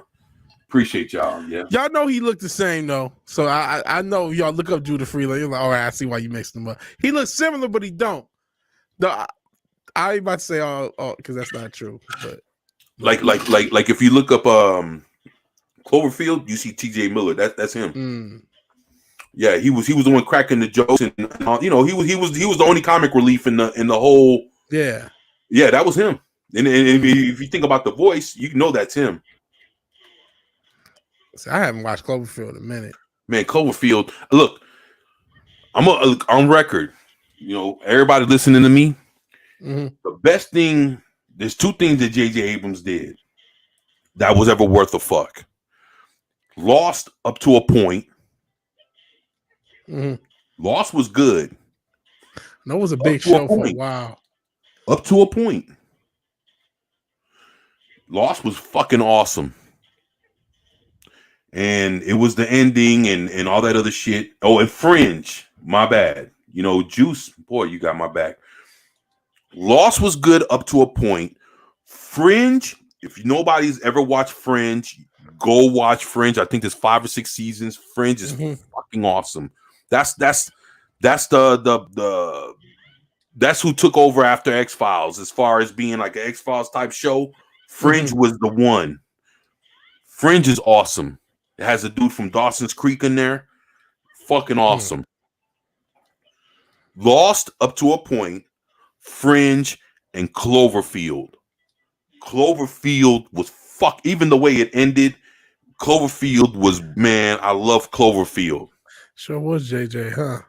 That shit was JJ. So Fringe, Cloverfield, and Lost all the way till we got Lost at the end. Lost was good. Lost was good. Come on, man. People, that shit ran for 6 seasons. Yeah, people was watching. God, they weren't watching 6 seasons of trash. That shit, man. And I tell you what, Lost.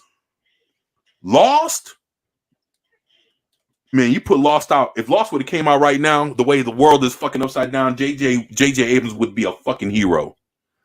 I mean, that's where Lost is what got him everything he got. Exactly. To be honest. Yep. Because that was the big thing that he did was Lost. That was the thing that made him like the name in Hollywood. Because everything he's done has been post Lost for real. I know he did stuff before, but that was like this first big thing. Man, but I'm telling you, if you look at the actors that he had in Lost, I mean, he had a pretty solid cast. Dog, and everybody had a good career. Even when people hated the season, the way the season ended, I hated that shit, man. The cast still had the majority of the cast still had a good career afterwards. It's all about what they did with it, afterwards. But man, dude, I mean, it put Angelina, the Wasp from the Wasp and the Ant-Man, put her on the map. And I mean, it was actually, dude. Fringe was good, man. You ever watch Fringe, bro? I did not. I do remember when it was out, and I just never. I knew it was basically supposed to be the new X-Files because that's kind of how it was marketed. But I just never checked it out. Dude, man, Fringe is. I got the whole collection, man. Fringe is fucking awesome, man. Man, Fringe is good, and then the first Cloverfield, man. Look, that's the thing, man. When they made Cloverfield, they wanted to make an American monster movie, like on par with like Godzilla. And if you look at the angles, it looked like the whole thing was shot in one go. And I mean, dude, that was one of the more creative things Hollywood did. Dude, I mean, dog, they shit's going crazy. They go downstairs and all of a sudden the head of the fucking Statue of Liberty comes fucking rolling down the street. That was crazy. That shit was buck, man. And not once did I watch that movie. And dude, that shit, boy, you gonna make me want to dig that motherfucker up, man. But look, man, look. I'm not Friends. Fringe. I hated Friends. Come on, 24. No, we ain't talking about Friends. Even though I think it was that Fringe. I don't know if that's the joke. But, okay. I think that it's Pat S. Yeah, you got the one. What's up, New Bomb Turk? What's up? He's like, yo. But yeah, man, like man, I'm telling you, man, the dog, Cloverfield was that shit was entertaining from beginning to end. It's funny because it's like the first 20, 25 minutes, dog. It's like a regular party. Like you just the music was awesome. Everybody was chilling, drinking. They did that shit perfectly too, because it settled. Like you knew what the movie was before you watched it, but the way they transitioned from just normal life into the we in some real shit was smooth. They did that. That movie was one of the and the funny thing is, like, if you look at how Cloverfield was made, now just think like when all the shit was going down and they were talking about, hey, let's go across the bridge. That was exactly what happened when 9/11 went down. When 9/11 went down, people had to leave the island of Manhattan, and the only way out was going through the Brooklyn Bridge. When was Cloverfield made? I forgot. That was I mean, you probably can. Well, I mean, I know you probably look it up. Yeah, man. Maybe you might know offhand. So the whole idea of if something was to attack Manhattan and the only way out was the Brooklyn Bridge, it made sense for them to want to cross. So that's why a lot of people were like, "Damn, okay, we're watching." Oh, Juice Cannon says 09. See, late. I thought it was. Yeah, I thought it was a little bit. I could be wrong, but I'm gonna have to look it up. New Bomb Church says 2009. Yeah, I guess Juice is right. You guys right. It felt. New Bomb says 2008. What are you? Is it that old? Yeah, it does feel that old. It feels. I thought it was older. It's 2008. New Bomb's words. 2008. It's 08. Oh, I thought it was 05 for some reason. I thought this shit was 05. I thought it came out, right. But no, 08. That sounds about right. That sounds about right. Yeah, been that many years. And I mean the thing is, man, the way everybody interacted, man, it seemed genuine. It seemed real. Like it didn't seem like somebody was trying to be bigger than than what they were. It was like this dude, he fucked up with his girl and he was trying to find her, and he had to fucking go on foot to fucking travel from where he was at to her house. And it was like, dude, that shit was real. It's like it was Cloverfield is funny, man. It was like it was a love story on some old monster movie type shit. Yeah. So you got this dude, realizing that, hey, I want to be with this chick, but we, she's in some shit, and fucking Manhattan just got invaded. And the way it was filmed is if that shit really happened, bro. The first time I seen that shit, I was fucking at the edge of my seat. Like I was looking like, dog, this looked like it could actually have really went down. Because the dude's running around with a handheld camera. Yeah. So it was on that old Blair Witch Project type shit. Yeah. And I mean, if I remember, it wasn't that big of a budget of a movie. No, it wasn't. Cloverfield's the perfect example of the movies that Hollywood needs to be trying to make now.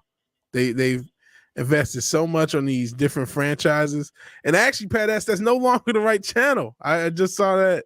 Because the channels, I mean, it's still there, and I've been meaning to put up the damn video to explain what happened. But that channel, I lost a week because of community guidelines strike, and it was over old content. So they're going back on old content and saying this is against our current guidelines. And so I have a new channel. Oh, you didn't have to retract it, but yeah, I am. So I got new channels called Vigilante Williamson Vengeance. My bad, Pat ass. You're being a good mod, man. You're a good dude. It's been a minute, so I don't know if I've even said much about it. But thank you for even trying, man. I appreciate it. More coke, less woke. Well, I mean, there's definitely something to the cocaine 80s. Hey, I tell you what, Juice. That sounds like some shit that Sentient would have came in and said, man. Right. But there's definitely something about the cocaine because there's so many movies that got made just off the strength of they were all right. You know what I'm saying? Like, right. There was a lot of movies that probably shouldn't have got made. There's a lot of shitty movies too, but there was just they just let shit go. You know what I'm saying? And they need some of that back.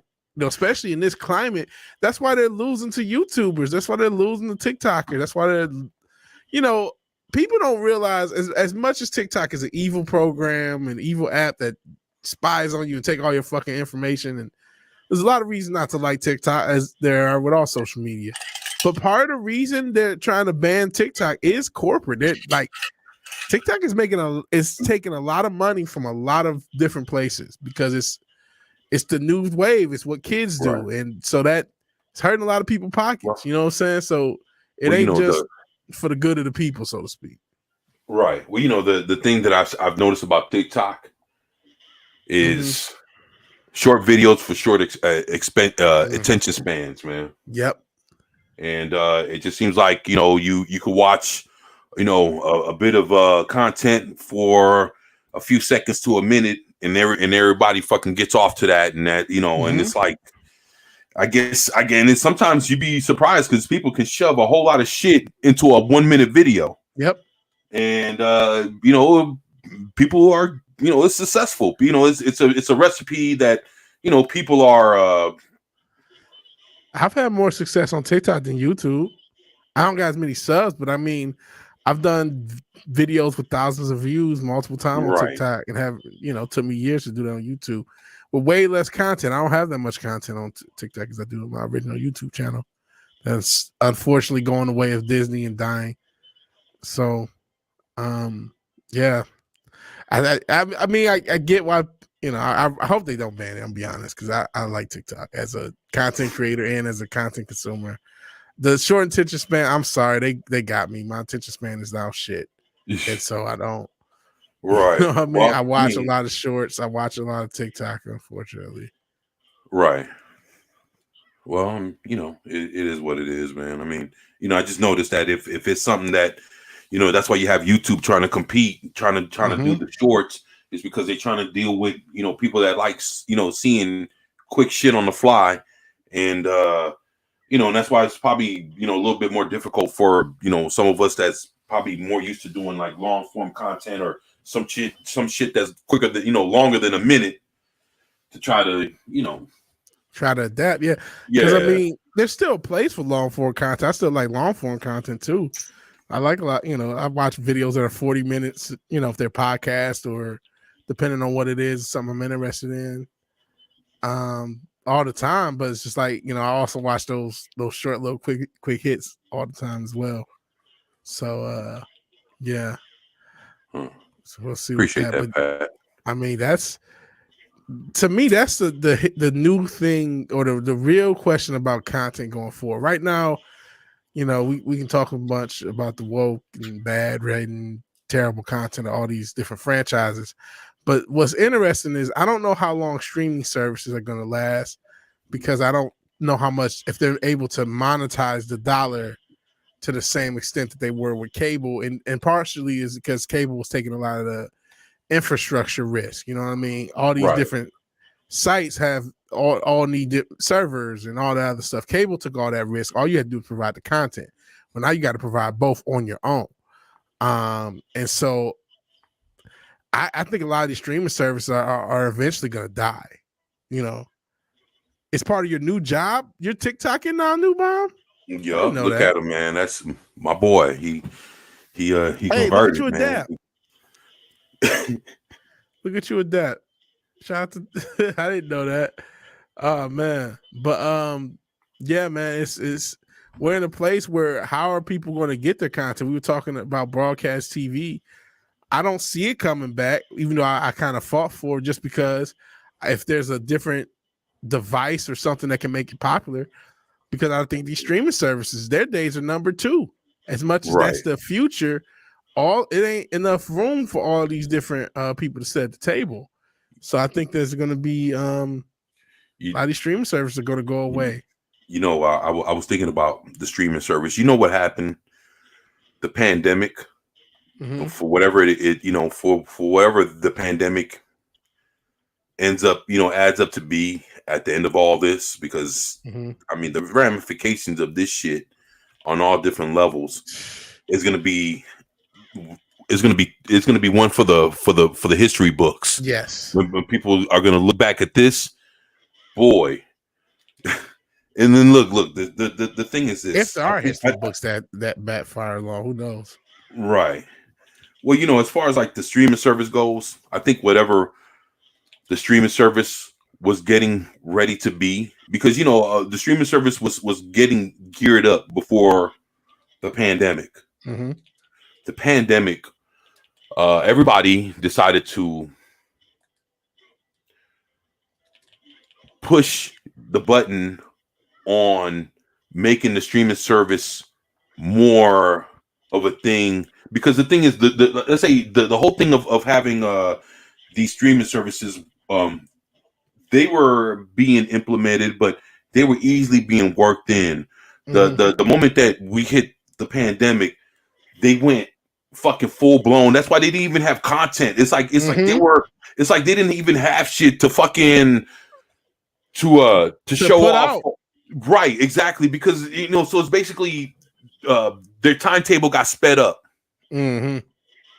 because of the condition that the world was in at the moment. Yeah, but a lot of those companies move too fast. Exactly, and the thing is, it felt force fed to the point that now we hate this shit. And this was supposed to be something that was supposed to have gradually, a little bit over time, been worked in, but we got we got force fed that shit in like a matter of like a year or two. Well, not only did we get force fed it, once a lot of other things happened in the pandemic. Like you said, it's going to be so many things to talk about. But a lot of people start watching more YouTube too. A lot of people start watching. I became a fucking YouTuber. So a lot of people start watching YouTube and Twitch more and watching other content on top of watching this, because it was just more watch hours for more people, because like you said, the world had kind of stopped. And so they led to that acceleration. But there's only so many watch hours for so many TV/streaming shows. And now we have Paramount Plus, HBO Max, Disney Plus, Amazon, Netflix, and I think, isn't there something else I'm forgetting? Some major I'm forgetting. I don't know if you ESPN Plus, if you count that, and DAZN if you count that. Who the hell counts that? Most people don't even know what that is. But like, there's all sorts of different streaming services that exist, and I'm probably leaving out. And so now it's like, if you do have all these streaming services because you want to watch Yellowstone and Mandalorian and House of Dragons, you're now paying about $50-$60 plus your internet, so you might as well get cable. You know what I'm saying? From the output of money to entertainment dollar, you're probably better off with cable, even though cable still, I can't go back to it. Oh, that's another thing I was trying to say. I can't really go back to broadcast TV because I done got YouTube and Twitch out. You know what I'm saying? I can always watch. There's always something else to watch, to be waiting, to that specific time. Outside of sports, there's nothing on broadcast TV I watch, and even then, I'm streaming that. So So a lot of people got out of the habit of even watching a lot of this like, as many people that fell in the habit of watching streaming content, there's still only so many people watching a given show as opposed to a YouTube video, as opposed to, something on TikTok or Instagram or Twitch or wherever. So that's another thing. Our appetite for the shows, we do want to watch a Yellowstone when that comes out, a House of Dragons, when there's a show that people want to watch. Yeah, people will still watch it, but I think there's the appetite's been splintered. DoorDash, I've been dumb in getting them sometimes. I need to stop because I can get in shape. I'm keeping DoorDash alive for the rest of us, unfortunately. But yeah, man, the appetite is actually, I feel like less people are watching TV shows. Right. You know what I'm saying? And when I say the shows, because that's what streaming is, moved by the shows. So like, Paramount Plus is moved by, I don't think it's on your Paramount Plus. Oh, I forgot Peacock too. That's another one I forgot. Oh yeah, Peacock, yo. And so that's another series, a show that exists, and they bought the WWE Network because that used to exist. I heard about. And now WWE just got bought by UFC's parent company, which is crazy. UFC, and so they said, and I heard that they're going to keep Vince McMahon. They're going to keep, even though he had just retired because of the sex scandal. Right, but they say they gonna keep him on, and and they're gonna keep on Dana White. Yeah. So even though Dana White, He just got through sex scandal. Dana White just got through, doing what he did Beating with his wife. with his wife. Don't They mean say, shit. those two guys are gonna be like the I guess the Too figure, big, yep. the figureheads like they've always been. Mm-hmm. But I guess they don't have to do as much. They don't. I guess Vince don't have to do. He don't run the shit no more. But he still has to do the to, creative stuff, right? and like in front of the screen, but he don't have to do a lot of business shit no more. The daily operations, the funding, and all that other shit. It's gonna be interesting how they run, but I mean, they make a lot of money off merch. They make a lot of money off of the deals they've signed. They got so many fucking content deals across the world. So I mean, they I didn't know they were worth $9 billion. That's crazy. $9 billion, brother. That means they were worth more than Star Wars is worth. Twice as much. Twice as much. I'm like, wow. I know there's been inflation since then, obviously. But I think even if you accounted for inflation, they still worth, 1.5 times or whatever. Right, you know exactly. What I mean? Yeah. Because $9 billion. But I mean, I'm not shocked. I'm shocked, but I'm not, because I know, I mean, WrestleMania was just, the other week. That's a big event. They make a lot of money off WrestleMania. They have some WWE has certain things that they just make so much money of, especially that merch, bro. And another thing too, it just hit me when you said that. I forgot the game too. Boy, the more you talk, the more you jog my memory, bro. That's why I keep saying shit. If you remember, if I'm not mistaken, during the pandemic, the WWE was doing business with Disney. They did, yeah. They did do some deals with them. Now, guess who's going to be doing business with Disney? Who? UFC. So come on, because just imagine, so look, whatever they're already in bed with Disney because of ESPN. Right, but I'm just saying, but just now more shit, yeah. But now now they can put it in a little deeper. And deeper. Yeah, so now so now you're not wrong. Yeah. So now Disney's like a silent partner in the whole thing. And they kind of already were because of the ESPN, but now there's another angle because they were, a lot of people thought that, and that's another reason they probably got so much money. There's a lot of people who wanted WWE. Hey, Disney wanted them, NBC wanted them. Apparently, the government of Saudi Arabia wanted to buy WWE. Yeah, it was a lot of suitors. So they pushed that fucking price up. We're back to too much for cable. Yeah, as far as all these damn streaming services. Yeah, and see, and that's the thing. Look, that's when the alternative gets as bad as what it was supposed to be replacing. You know what I'm saying? Like, damn, dog, you just as bad as what we just left. And it's funny because you got people saying, I might as well go back to cable. Exactly. That might save cable. Is that mindset like, and then you know what? This goes full circle. Let's not act like the content's been great. We're just focusing in on Disney. You think all these other streaming services? How many shows have you heard? You've heard of Reacher? You've heard of what's the shit? Like I said, Yellowstone. Yeah. What was that shit on Apple TV? That's another service that nobody watches. And then you got Sylvester Stallone's Tulsa King. Yeah, they say, and I'm hearing everybody saying what's happening is real TV is going back to episodic television, coming out, a show every week. But then it's also going back to the nature of what shows used to be, like Bonanza and just shows of the way they used to make shows back in like the 70s, 80s, and stuff like that. They're trying to go back to that, man. And because one is cheaper because the budget gets lower. And it's more grounded. Grounded, yeah. Right. To where you don't need special effects. You don't need you don't need all that shit it's a different people thing. Want to see more realistic stories about them. You know what I mean? They want to see more, I'm not trying to say like representation, but more in a way, yeah, but of the working class individual now. You know what I mean? Don't just show some super powered or super rich or super, that's what a lot of these shows have in common is that they're more grounded. Even something like that was popular, obviously about a decade ago, Breaking Bad.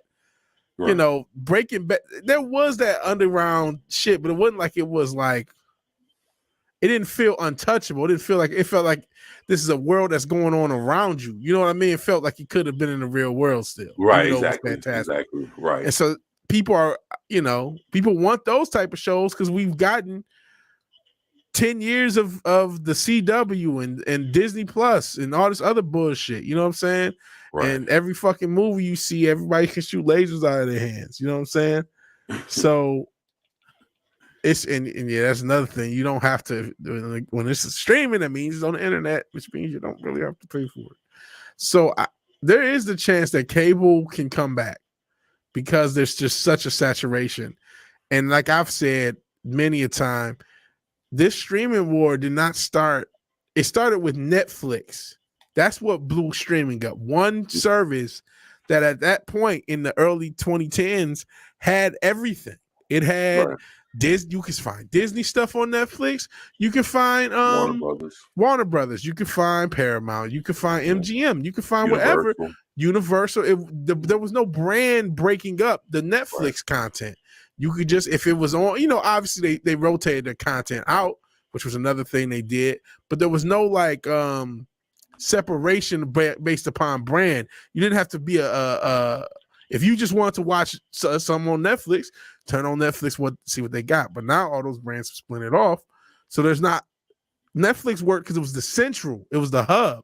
That's part of why Amazon has gotten extra little kick from just allowing you to get different things through them. You can get HBO Max through Amazon. You can get Paramount Plus through Amazon. And so that gives them a little kick just off that. Plus everyone has Prime because of, free shipping. And then on top of that, they attach all that shit to their to their fucking shipping free Prime. It's free shipping and shit like that. Exactly. So I mean, it goes beyond you just getting the streaming service. They tie that shit into whenever you want to buy something, you come fuck with us anyway. So guess what? We're gonna tie free shipping to your streaming service and all kinds of extra shit. Just shop with Amazon Prime. They're trying to be like a one-stop shop that goes beyond just being a streaming service. They got extra perks. And dude, them. And that's why I always have Amazon Prime. They almost are. They're gonna cheat to win. Exactly. They're gonna cheat to stay in the game, man. But they guess what? Guess who also owns a shit ton of servers? Amazon.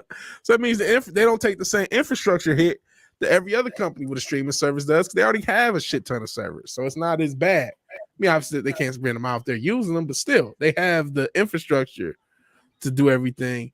So I don't see. Man, Netflix is the only time they profited was the pandemic, and that was only because they didn't have to pay for the stuff they didn't have to pay out as much, basically for filming and all the other stuff they pay for. Most of the time, Netflix, as big as it's been, has been because how expensive it is to run, has been a loss of a company that loses money.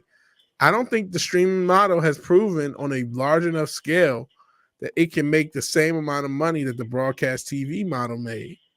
At the same time, they've also gotten a fan base that no longer likes broadcast TV. So the entertainment business is actually kind of in a nightmare scenario long term. We'll see how this plays out. We've talked about it. Disney Plus they were smart. They did throw it through the cell phone service. That's how a lot of these streaming services are even trying to keep their numbers up, is throwing it through other shit. You know what I'm saying? Because again, I don't think that we're in a weird phase with entertainment, man. A kid rather watch TikTok than TV or Netflix. You know what I'm saying? Netflix is now old. You know what I mean? Netflix was the new young thing in 2011. That's 12 years ago now, man. You know what I'm saying? So you got to keep up with the new things. So I don't know how long all these services are going to last. We'll see. I give it about 5 years. We're going to probably have half these services gone. Shit, I agree. Yeah. And Psycho Dwarf 9, my man, says going to be lurking. Got to try to make a banner page and a thumbnail for my perspective channel and story. Peace out. Cool. That's what's up, man. Start your own channel. That's what's up, man. Congrats, man. Good luck, bro. There you go, man. Shit. Hey, when that shit's up and running, you gotta drop your boy that info, man. Let's do that, man. But shit, go for it, man. Thank you, man, for at least sticking around and lurking, man. Appreciate you, man. And you have a good night, man, and happy Easter to you, brother. Thank you, man. Yep, and you sure right, New Bomb. It says the Marvel Action Hour on WB back in the day. Mm. I remember that. Bomb says, give me the 60s bad voice acted Marvel shows, OG Iron Man, Spider-Man, LOL. You know what? Yeah, those, man, yeah, I love those, man. They used to have a Captain America one. Mm-hmm. Yo, that shit was live. I have the DC ones. I have from the 60s. They had the Flash, Green Lantern, Hawkman, the Atom. They had the Teen Titans. They had the Justice League. And of course, they had Batman and Superman. But man, those old cartoons from the 60s, that was before the Super Friends and all that shit. They had their own. They look very old and retro. I mean, and then you hear, the Scarlet Speedster, the Flash. And you have like everything was narrated. You know what I'm saying? And you had Ted Knight. I don't know if you know who the actor Ted Knight is. If look him up, you'll probably be like, oh shit, him. Yeah, Ted Knight used to do a lot of narration for those older cartoons, man. So it was some good shit back in the day, man. I miss that, man. Hey, yeah, take it easy, Psychodorf 9, and thank you, brother. New Bomb says, yeah, them OGs, yeah. I used to love that shit, man. I know there's a lot of content that uses those like frames as like, then they redub over the content and shit. I don't know if you guys ever seen this. They JJ and shit. Yeah, they do that for like little comedy shows and shit. Like I said, one of the channels called Solid JJ. There's another channel called Ace Vane. He does most of the 90s stuff though. Yeah, it's like it's a few different channels. It's like that Space Ghost show. Basically, yeah, almost put you in mind what Space Ghost Coast to Coast actually was. Yeah, Coast to Coast, exactly. Yeah. It's like fan made shit. So it's a lot of content in that space. That's how I even seen some of these models and shit. Yeah, look at that. Juice Cannon say, yeah, Hawkman was the shit. Yeah, you know it. I own that. And I look, the Teen Titans cartoon. I didn't know they did Teen Titans. Oh, dude. And this it's with the original members. So you have Dick Grayson, Robin. You have Donna Troy as Wonder Girl. You have Aqualad, Garth. And I mean, you know, and you had Kid Flash. So you had like the original Teen Titans. I mean, and if I'm not mistaken, it was done by Filmation. So I mean, look it up. Yeah, if you want to, you know, if nobody's never seen it, yeah, Filmation, Teen Titans, 1960s, or you know, I'll look it up real quick. I'm probably about to get out of here myself. Nah, it's all good, brother. It's all good. But I'll look it up just as the kind of last thing we do. Last thing I do. I don't know how long you're gonna go. I might lurk in the chat though. No, you're good, man. Shit, let me check this out. Too Close for Comfort. Yeah, that's Ted Knight. Yeah, he was also the judge in Caddyshack. Love Caddyshack, man. Rodney Dangerfield. They sure do. 1967. Hold on. Yeah. I don't want to watch a whole thing on it. Oh, I never seen this shit. Hold on. I'm trying to preview it to make sure this is the right thing to toss up. Let me actually just toss this up. So I got this muted. And, I mean, you might hear the fucking background of the game and shit. So no, you're good. You're good. But or you might not. I don't know. It starts off just I don't know what they're saying, but it shows the ones that we thinking of. But then it's gonna cut into this one. Yeah. The OG. Look at that shit, man. Yeah, I've never seen it. Yeah. Kid Flash, the Junior Starter Speedster, Wonder Girl, you know, and that's Speedy. That's Speedy, yeah. And then Aqualad, you know, Robin. Yeah, look at and of but course, it's not Nightwing, just Robin. OG. Yeah, that's dope. This is look. Isn't it crazy how many cartoons they got out in that era?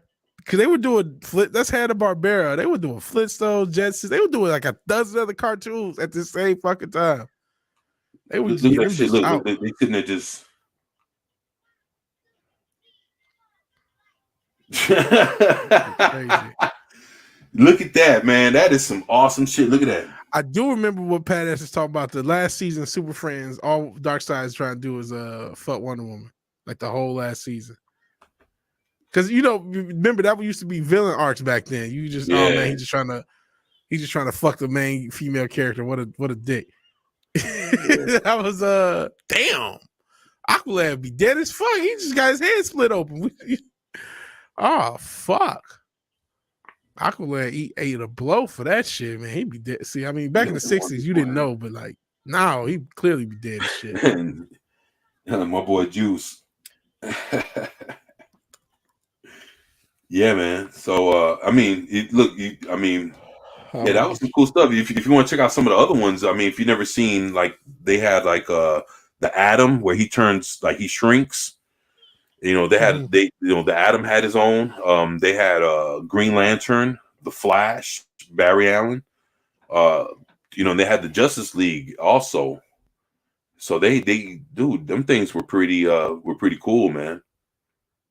I love Speedy, man. Nowadays he's called Arsenal. Yeah. But his name is Roy Harper, man. He's I collect the Teen Titans, but yeah, man, some good stuff, man. And I have all that on DVD. I have like the whole collection with Hawkman and everybody. I have all the cartoons. That even Aquaman had his own cartoon as well. And yeah, so they do some good stuff, man. And that's how I grew up on that kind of stuff, man. That shit was fucking awesome, man. Yeah, man. I knew about some. I knew about the Super Friends. And I've seen some of the other stuff through these other channels. But man, hey, it's been cool streaming with you. It's been hey man, I had a great time, brother. I appreciate you, man. And man, thank you for kicking it with me on Easter, man. It means a lot, man. Thank you, bro. Same here, man. And for anyone in the chat, I am if you can sub to let me toss it in the chat real quick before I leave. If you haven't subbed to the new channel, if you can sub to the new channel, I'm probably do a gaming stream later on tonight. If y'all want to check that out. On the new channel? Yeah, the new channel. Oh yeah. Let's do that. Hey, thank you, man. Hey, Pat, if you can I just tossed it in.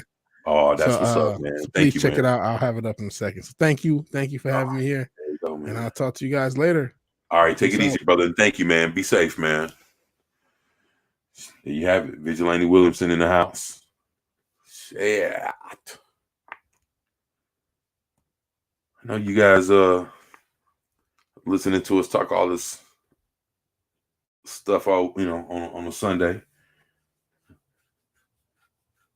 Yeah, you guys are awesome, man. Appreciate y'all showing love to Vigilante.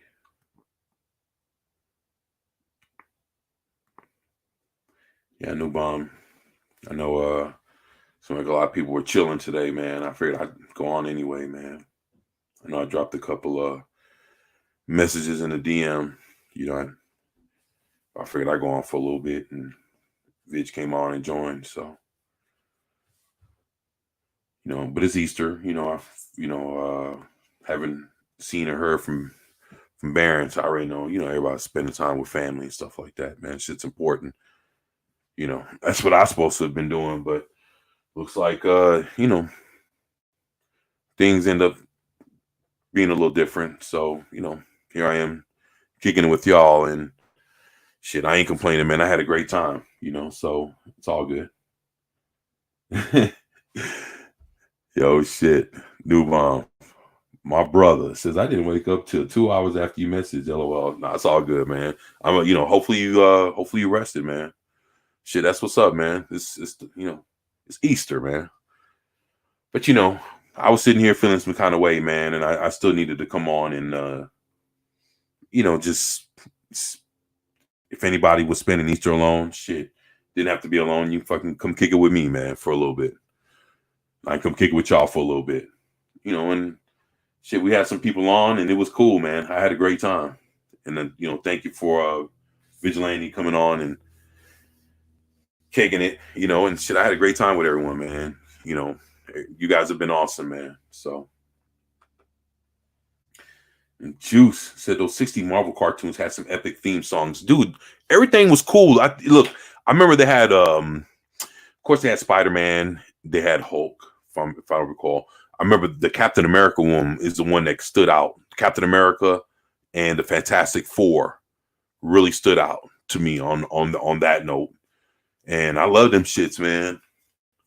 I love that shit. You know, I do have Fantastic Four cartoon on DVD. I don't have Captain America. I would love to have the old Captain America cartoons, man. Yep, and they had the Submariner too. Yep, Submariner one was good. There you go, Juice. Thank you for that, man. And like the 90s X-Men, I have the whole collection on DVD. I have that whole thing. I have the whole thing. So I'm good on that. I'm good on that. So, man, dude, and that's the thing. Like, look, I'll tell you this. One thing I would do, I would put my superhero collection of DVDs and movies against anybody. And I think I'd have any and everybody beat. Why? Because I have so much. Like, I don't have everything. But, dude, if you see what I have, and I'll show it. I think I showed it before, but I'll show it again, man. I got fucking, man, it's old, you know, like the old serials. You know, I got like Superman, I got Captain Marvel, I got the old Batman serials. Like, if you guys ever seen the Batman serials, them shits are wild. Captain Marvel was very good. The old black and white Captain Marvel serials from like the 1930s and 40s, shits were actually pretty good. You guys should check that shit out. You could probably see it for free on YouTube or something like that. But I actually own it on DVD, and it's beautiful. They said that it was probably the most lifelike superhero thing that they had out at that time. And man, the way you see how they put it together, it's pretty awesome. But man, I love black and white. I love all that shit, man. So just because it's old, that doesn't mean anything. Like the old saying goes, if it's good, it's good. You can't put a time limit. You know, you can't put age, you know, on something that's great. If it's good, it's good. It doesn't matter how old it is, how long it came out. It doesn't matter if it's in color or if it's in black and white. You know what I'm saying? If the shit's good, it's good. And, you know, good shouldn't be measured by, you know, by looks or age. It shouldn't be defined like that. You know, there's a lot of things that make what's good, and it's not defined by those things. Just being fucking real about that shit.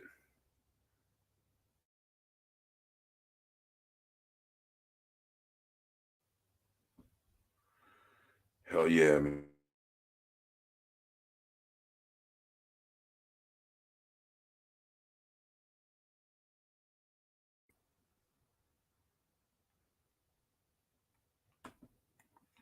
Yup, Me Too 24. Yeah, man, shit. I have the 94 Spider-Man. You know, I have the 76 Spider-Man collection on DVD. Y'all have that? Or was it the 67? I can't remember. I think it's the 67 collection, Spider-Man collection. The whole thing on DVD. Yeah. I have the whole box set. Like, that shit's pretty. I think it is the 67 Spider-Man collection, because it has the number on the corner with the thing. Yeah. So like that shit's pretty sick as well. If you guys have that, that's some cool shit.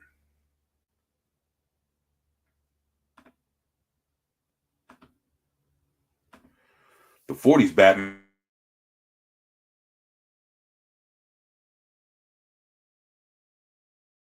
In the 40s Batman, like those serials, when they were sitting there filming that shit, if you sit there and you really watch, people were busting their ass, and they wouldn't sit there and say, "Oh, cut," and refilm it. They just fucking kept it. They just kept rolling. So you got to see a lot of mistakes. A lot of people look like they fucking hurt themselves fucking filming that shit, with shit being thrown and people falling the way they did and busting their ass. You guys have to watch that 40s Batman, just what Juice is talking about. That 40s Batman, that shit was wild. Like, you guys have to check that shit out. If you haven't, yeah, do yourself a justice, man, and check it out. Sit back, have a drink, smoke a blunt, do whatever, man.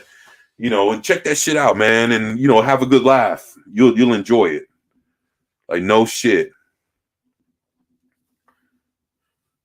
Zach says, appreciate you doing the show today. Hey, man, Zach, man, I appreciate you, man.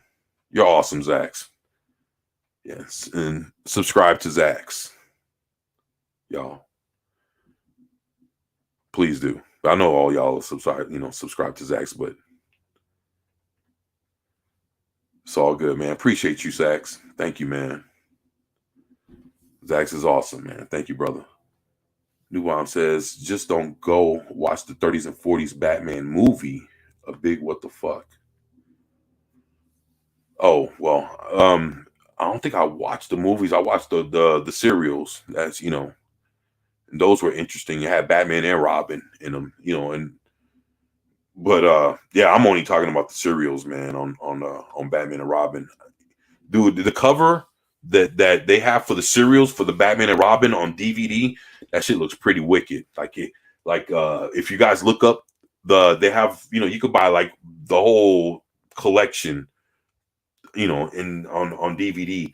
And if you look at, they have like 2 or 3 different covers for the DVD, but they have one where it's kind of like a brownish, grayish kind of cover, and you got Batman on there, and he looks pretty sick on there. He looks pretty awesome. Like, oh shit.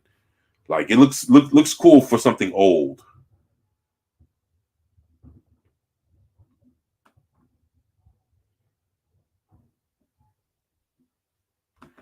Viz say he'll lurk in the chat, man. Appreciate you, Viz. Thank you, brother. Thank you for that, man. 78. Yeah, I think I think it's 67 Spider-Man. I think I have it. It's when you look it up, it's a red and blue box set with Spider-Man on the cover. It's drawn old, and then it has that year, the year that it's on the corner of the box. I think it's 67, if I'm not mistaken. But it was pretty cool. Yeah, it's 67. There you go, New Bomb. Yeah, appreciate that, man. New Bomb had my back on that one. That's the one I own.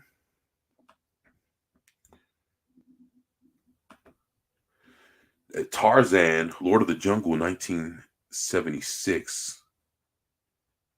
His sexy voice would wake me up, LOL. Oh, shit, Penny. You're funny. That's cool. Yeah, just don't let hubby hear that. Oh, shit. Juice, my man says, the cartoon, not the Nicholas Hammond TV show. Yeah, the cartoon. You know what? The Nicholas Hammond TV, those that show in the movies, man, I love those, man. It's fucked up. Fuck it, man. They won't sell that. They won't put it out. They won't sell it. I don't see why. Look, if they're making money off of Spider-Man, they would make even more money just to release that. And it wouldn't be anything for them to do it. And I think just riding on the Spider-Man hype train, if they were to release it, I think collectors would go, people that enjoy Spider-Man, just for the sake of having that, if they have it at a decent price, people would actually pay for it. And I think if they were to do something like that, they should do it to where they have the series, like it was one season with, I think with 13, 14 episodes, something like that. So they had one season, and then they had 3 or 4 movies. If they put all of that as a package set, sell it for like $20, I think they'd make money. Hell, even $25. If they were to put that, package it up with a nice cover and everything else, I would buy it.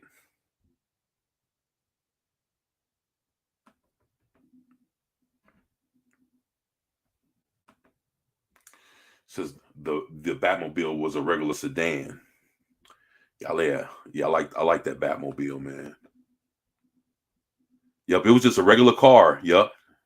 I remember that. It was just a car. They were just driving that shit. It didn't have nothing to it. They just jumped in the car and took off. Yup, in the cereals.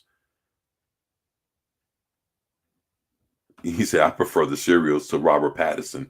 There you go. Holy shit. You guys are funny. Juice says, talk about great theme songs. Huh.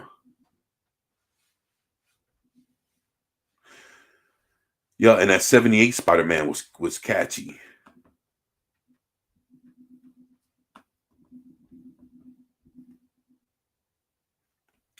You know what? I have seen Turkish Spider-Man. I seen them shits from like what, the 70s or whatever. I seen all that shit. And I seen the Spider-Man where he fucking jumps on like a big robot. You know, it's like a Voltron type. I seen all kinds of shit with Spider-Man.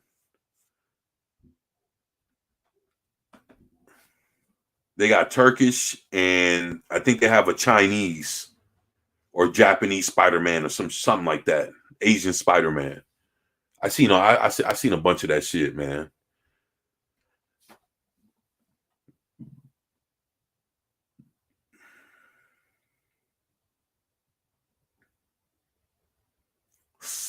Spider-Man.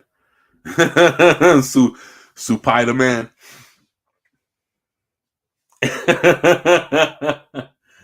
Oh shit. Wow. Spider-Man mixed with Voltron and Gotcha Man stuff. Oh, you remember that new bomb? Yeah, man. I seen that, man. And it wasn't, if I'm not mistaken, it wasn't just one movie. They had a couple of movies that came out with that. And I think they had a Spider Woman or girl or something to that effect also. Female type Spider-Man way back then. I've seen this Batwoman movie, and man, the lady they had playing Batwoman, I think it was the 1960s. Oh boy, she had like this mask on with a cape, but she had like this, I don't know, spandex leotard. I don't know, it was just weird, but man, she was, whew. Yeah, man. I advise you guys check that shit out, man. I watched it. Oh yeah. Yeah, I checked that one out. That was actually pretty interesting. Actually, you can watch it on YouTube for free. Look up YouTube Batwoman movie. You'll get to see what I'm talking about. Watch that shit. She's hot. Free on YouTube. The Turkish Batman and Robin had a scene in a strip club. Batman was a womanizer. It was so fucked up to watch.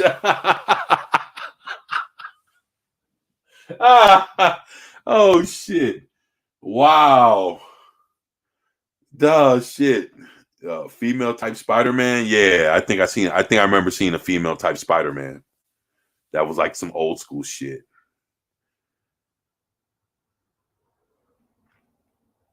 I do recall that. Yeah. And she didn't have a mask on, but she was a pretty chick. She was actually, I think she was Indian. If I could be wrong, but man, she was pretty smoking. She looked pretty good. If y'all pull it up, man, y'all let me know. I can just say in the chat like, yo, I see it, or Spider-Tran. Nah, it wasn't nothing trans, nothing like that. It was old school, man. The chick looked pretty good too, man. I think maybe it was Spanish. It might have been a Spanish Spider Woman type shit. It's something like that, man. I know it's from another country though. That's for sure. Yo, Turkish. Yo, you know what? Look, there's a channel called Brandon Ternald, and he did the Turkish Spider-Man, and I'm gonna go see if he did a Turkish Batman and Robin. If he did that shit, I'm gonna go watch it. And I know he makes fun of that shit, man. He's very funny, man. Dude, I got to check that out. The Spider-Woman was always hot. Yeah. Yep, that's it. Yep. I watch all his stuff. Oh, I didn't know, man. It's funny. I watch all his shit too, man. All his Godzilla. I've been watching him for a few years, man. So yeah, I've been checking him out, man. He's been on YouTube for a hot minute. Yeah, actually, he should be bigger than what he is. Oh, he said, oh, he did that? Okay, that's where I seen it. LOL. Okay, I'm gonna check that out, man. Yeah, Brandon Tenold. Yeah, I'm gonna check that shit out. There you go, man. See? Like I say, man, if it's good, it's good. And I bet you that video was fucking from years ago. That video is probably like 6-7 years old. That Batman video that he did, and you know, his Spider-Man videos are pretty old too. It's funny, man. He's been on YouTube for almost 10 years and he still looks the same. He takes care of himself, man. Juice says, be right back. All right, that's what's up. Yeah, man. So yeah, you guys check that out, man. There's a lot of good stuff. Look, they even had yes, LOL, true.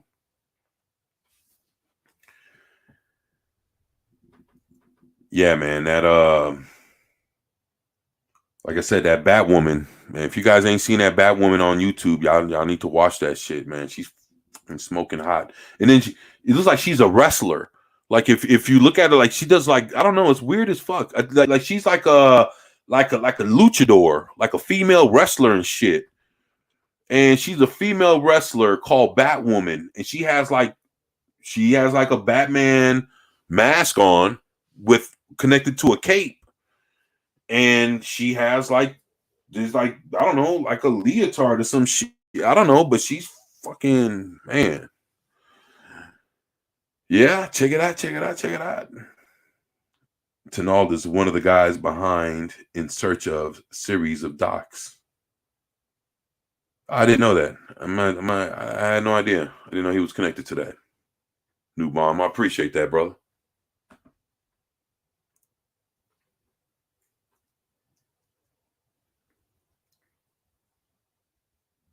Man. Yeah, he's a funny guy, man.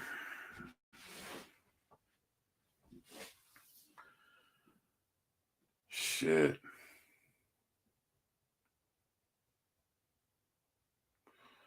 Man, over here in Houston, it's almost 8 o'clock in the evening. I think I'm gonna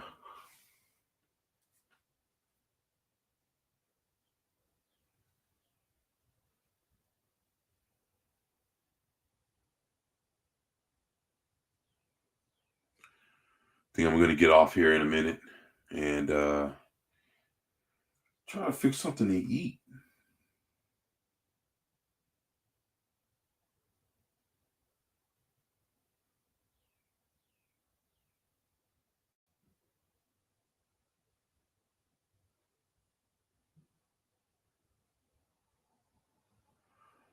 Yeah.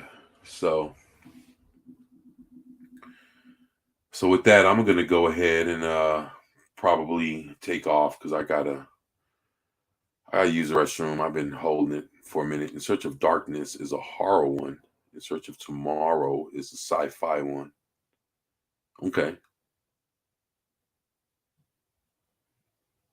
Appreciate that, brother. Thank you, man, for letting me know that.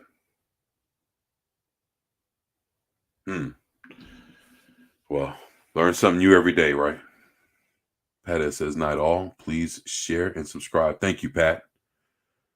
Penny says, good night all. Thank you, Penny. I appreciate you. Thank you so much for kicking it with us. All behind the scenes stuff. There you go. I appreciate that, brother. Thank you, man. Well, y'all, I'm going to go ahead and take off. I got to use the restroom. Like I said, I've been holding it, but I've been holding it for so long because I definitely didn't want to walk away from the conversation, but I got to get up and move around. I've been sitting here for about 2.5 hours, and you know, that shit ain't no good for me. So I got to get up and get to moving around. But want to thank you. Hey, thank you, Zax. You know, I wanted to thank everybody. You know, you guys, please have a great Easter, man. You guys, you know, enjoy the rest of your evening. Thank you all for being here, spending this time with me. I appreciate it because I was sitting here feeling kind of lonely. And you know, you guys kept me company, man. I appreciate y'all. So thank you for that. You know, you guys are awesome. And again, you know, you guys are always there for me. So I just want to thank y'all for that. New Bomb says, have a good night while I go work. Face pink tears. Wow. Hopefully not pink tears, man, but so it's all good, man. Well, you guys have a great evening. Enjoy your Easter. Thank everyone for being here. Again, enjoy your weekend, and I'll see you all tomorrow. So until next time, you guys be safe. You know, enjoy your time with your families, and I mean, I love you guys, man. So y'all take it easy and enjoy the rest of your evening, and get y'all something to eat, man. And I'll holler at y'all later. Peace.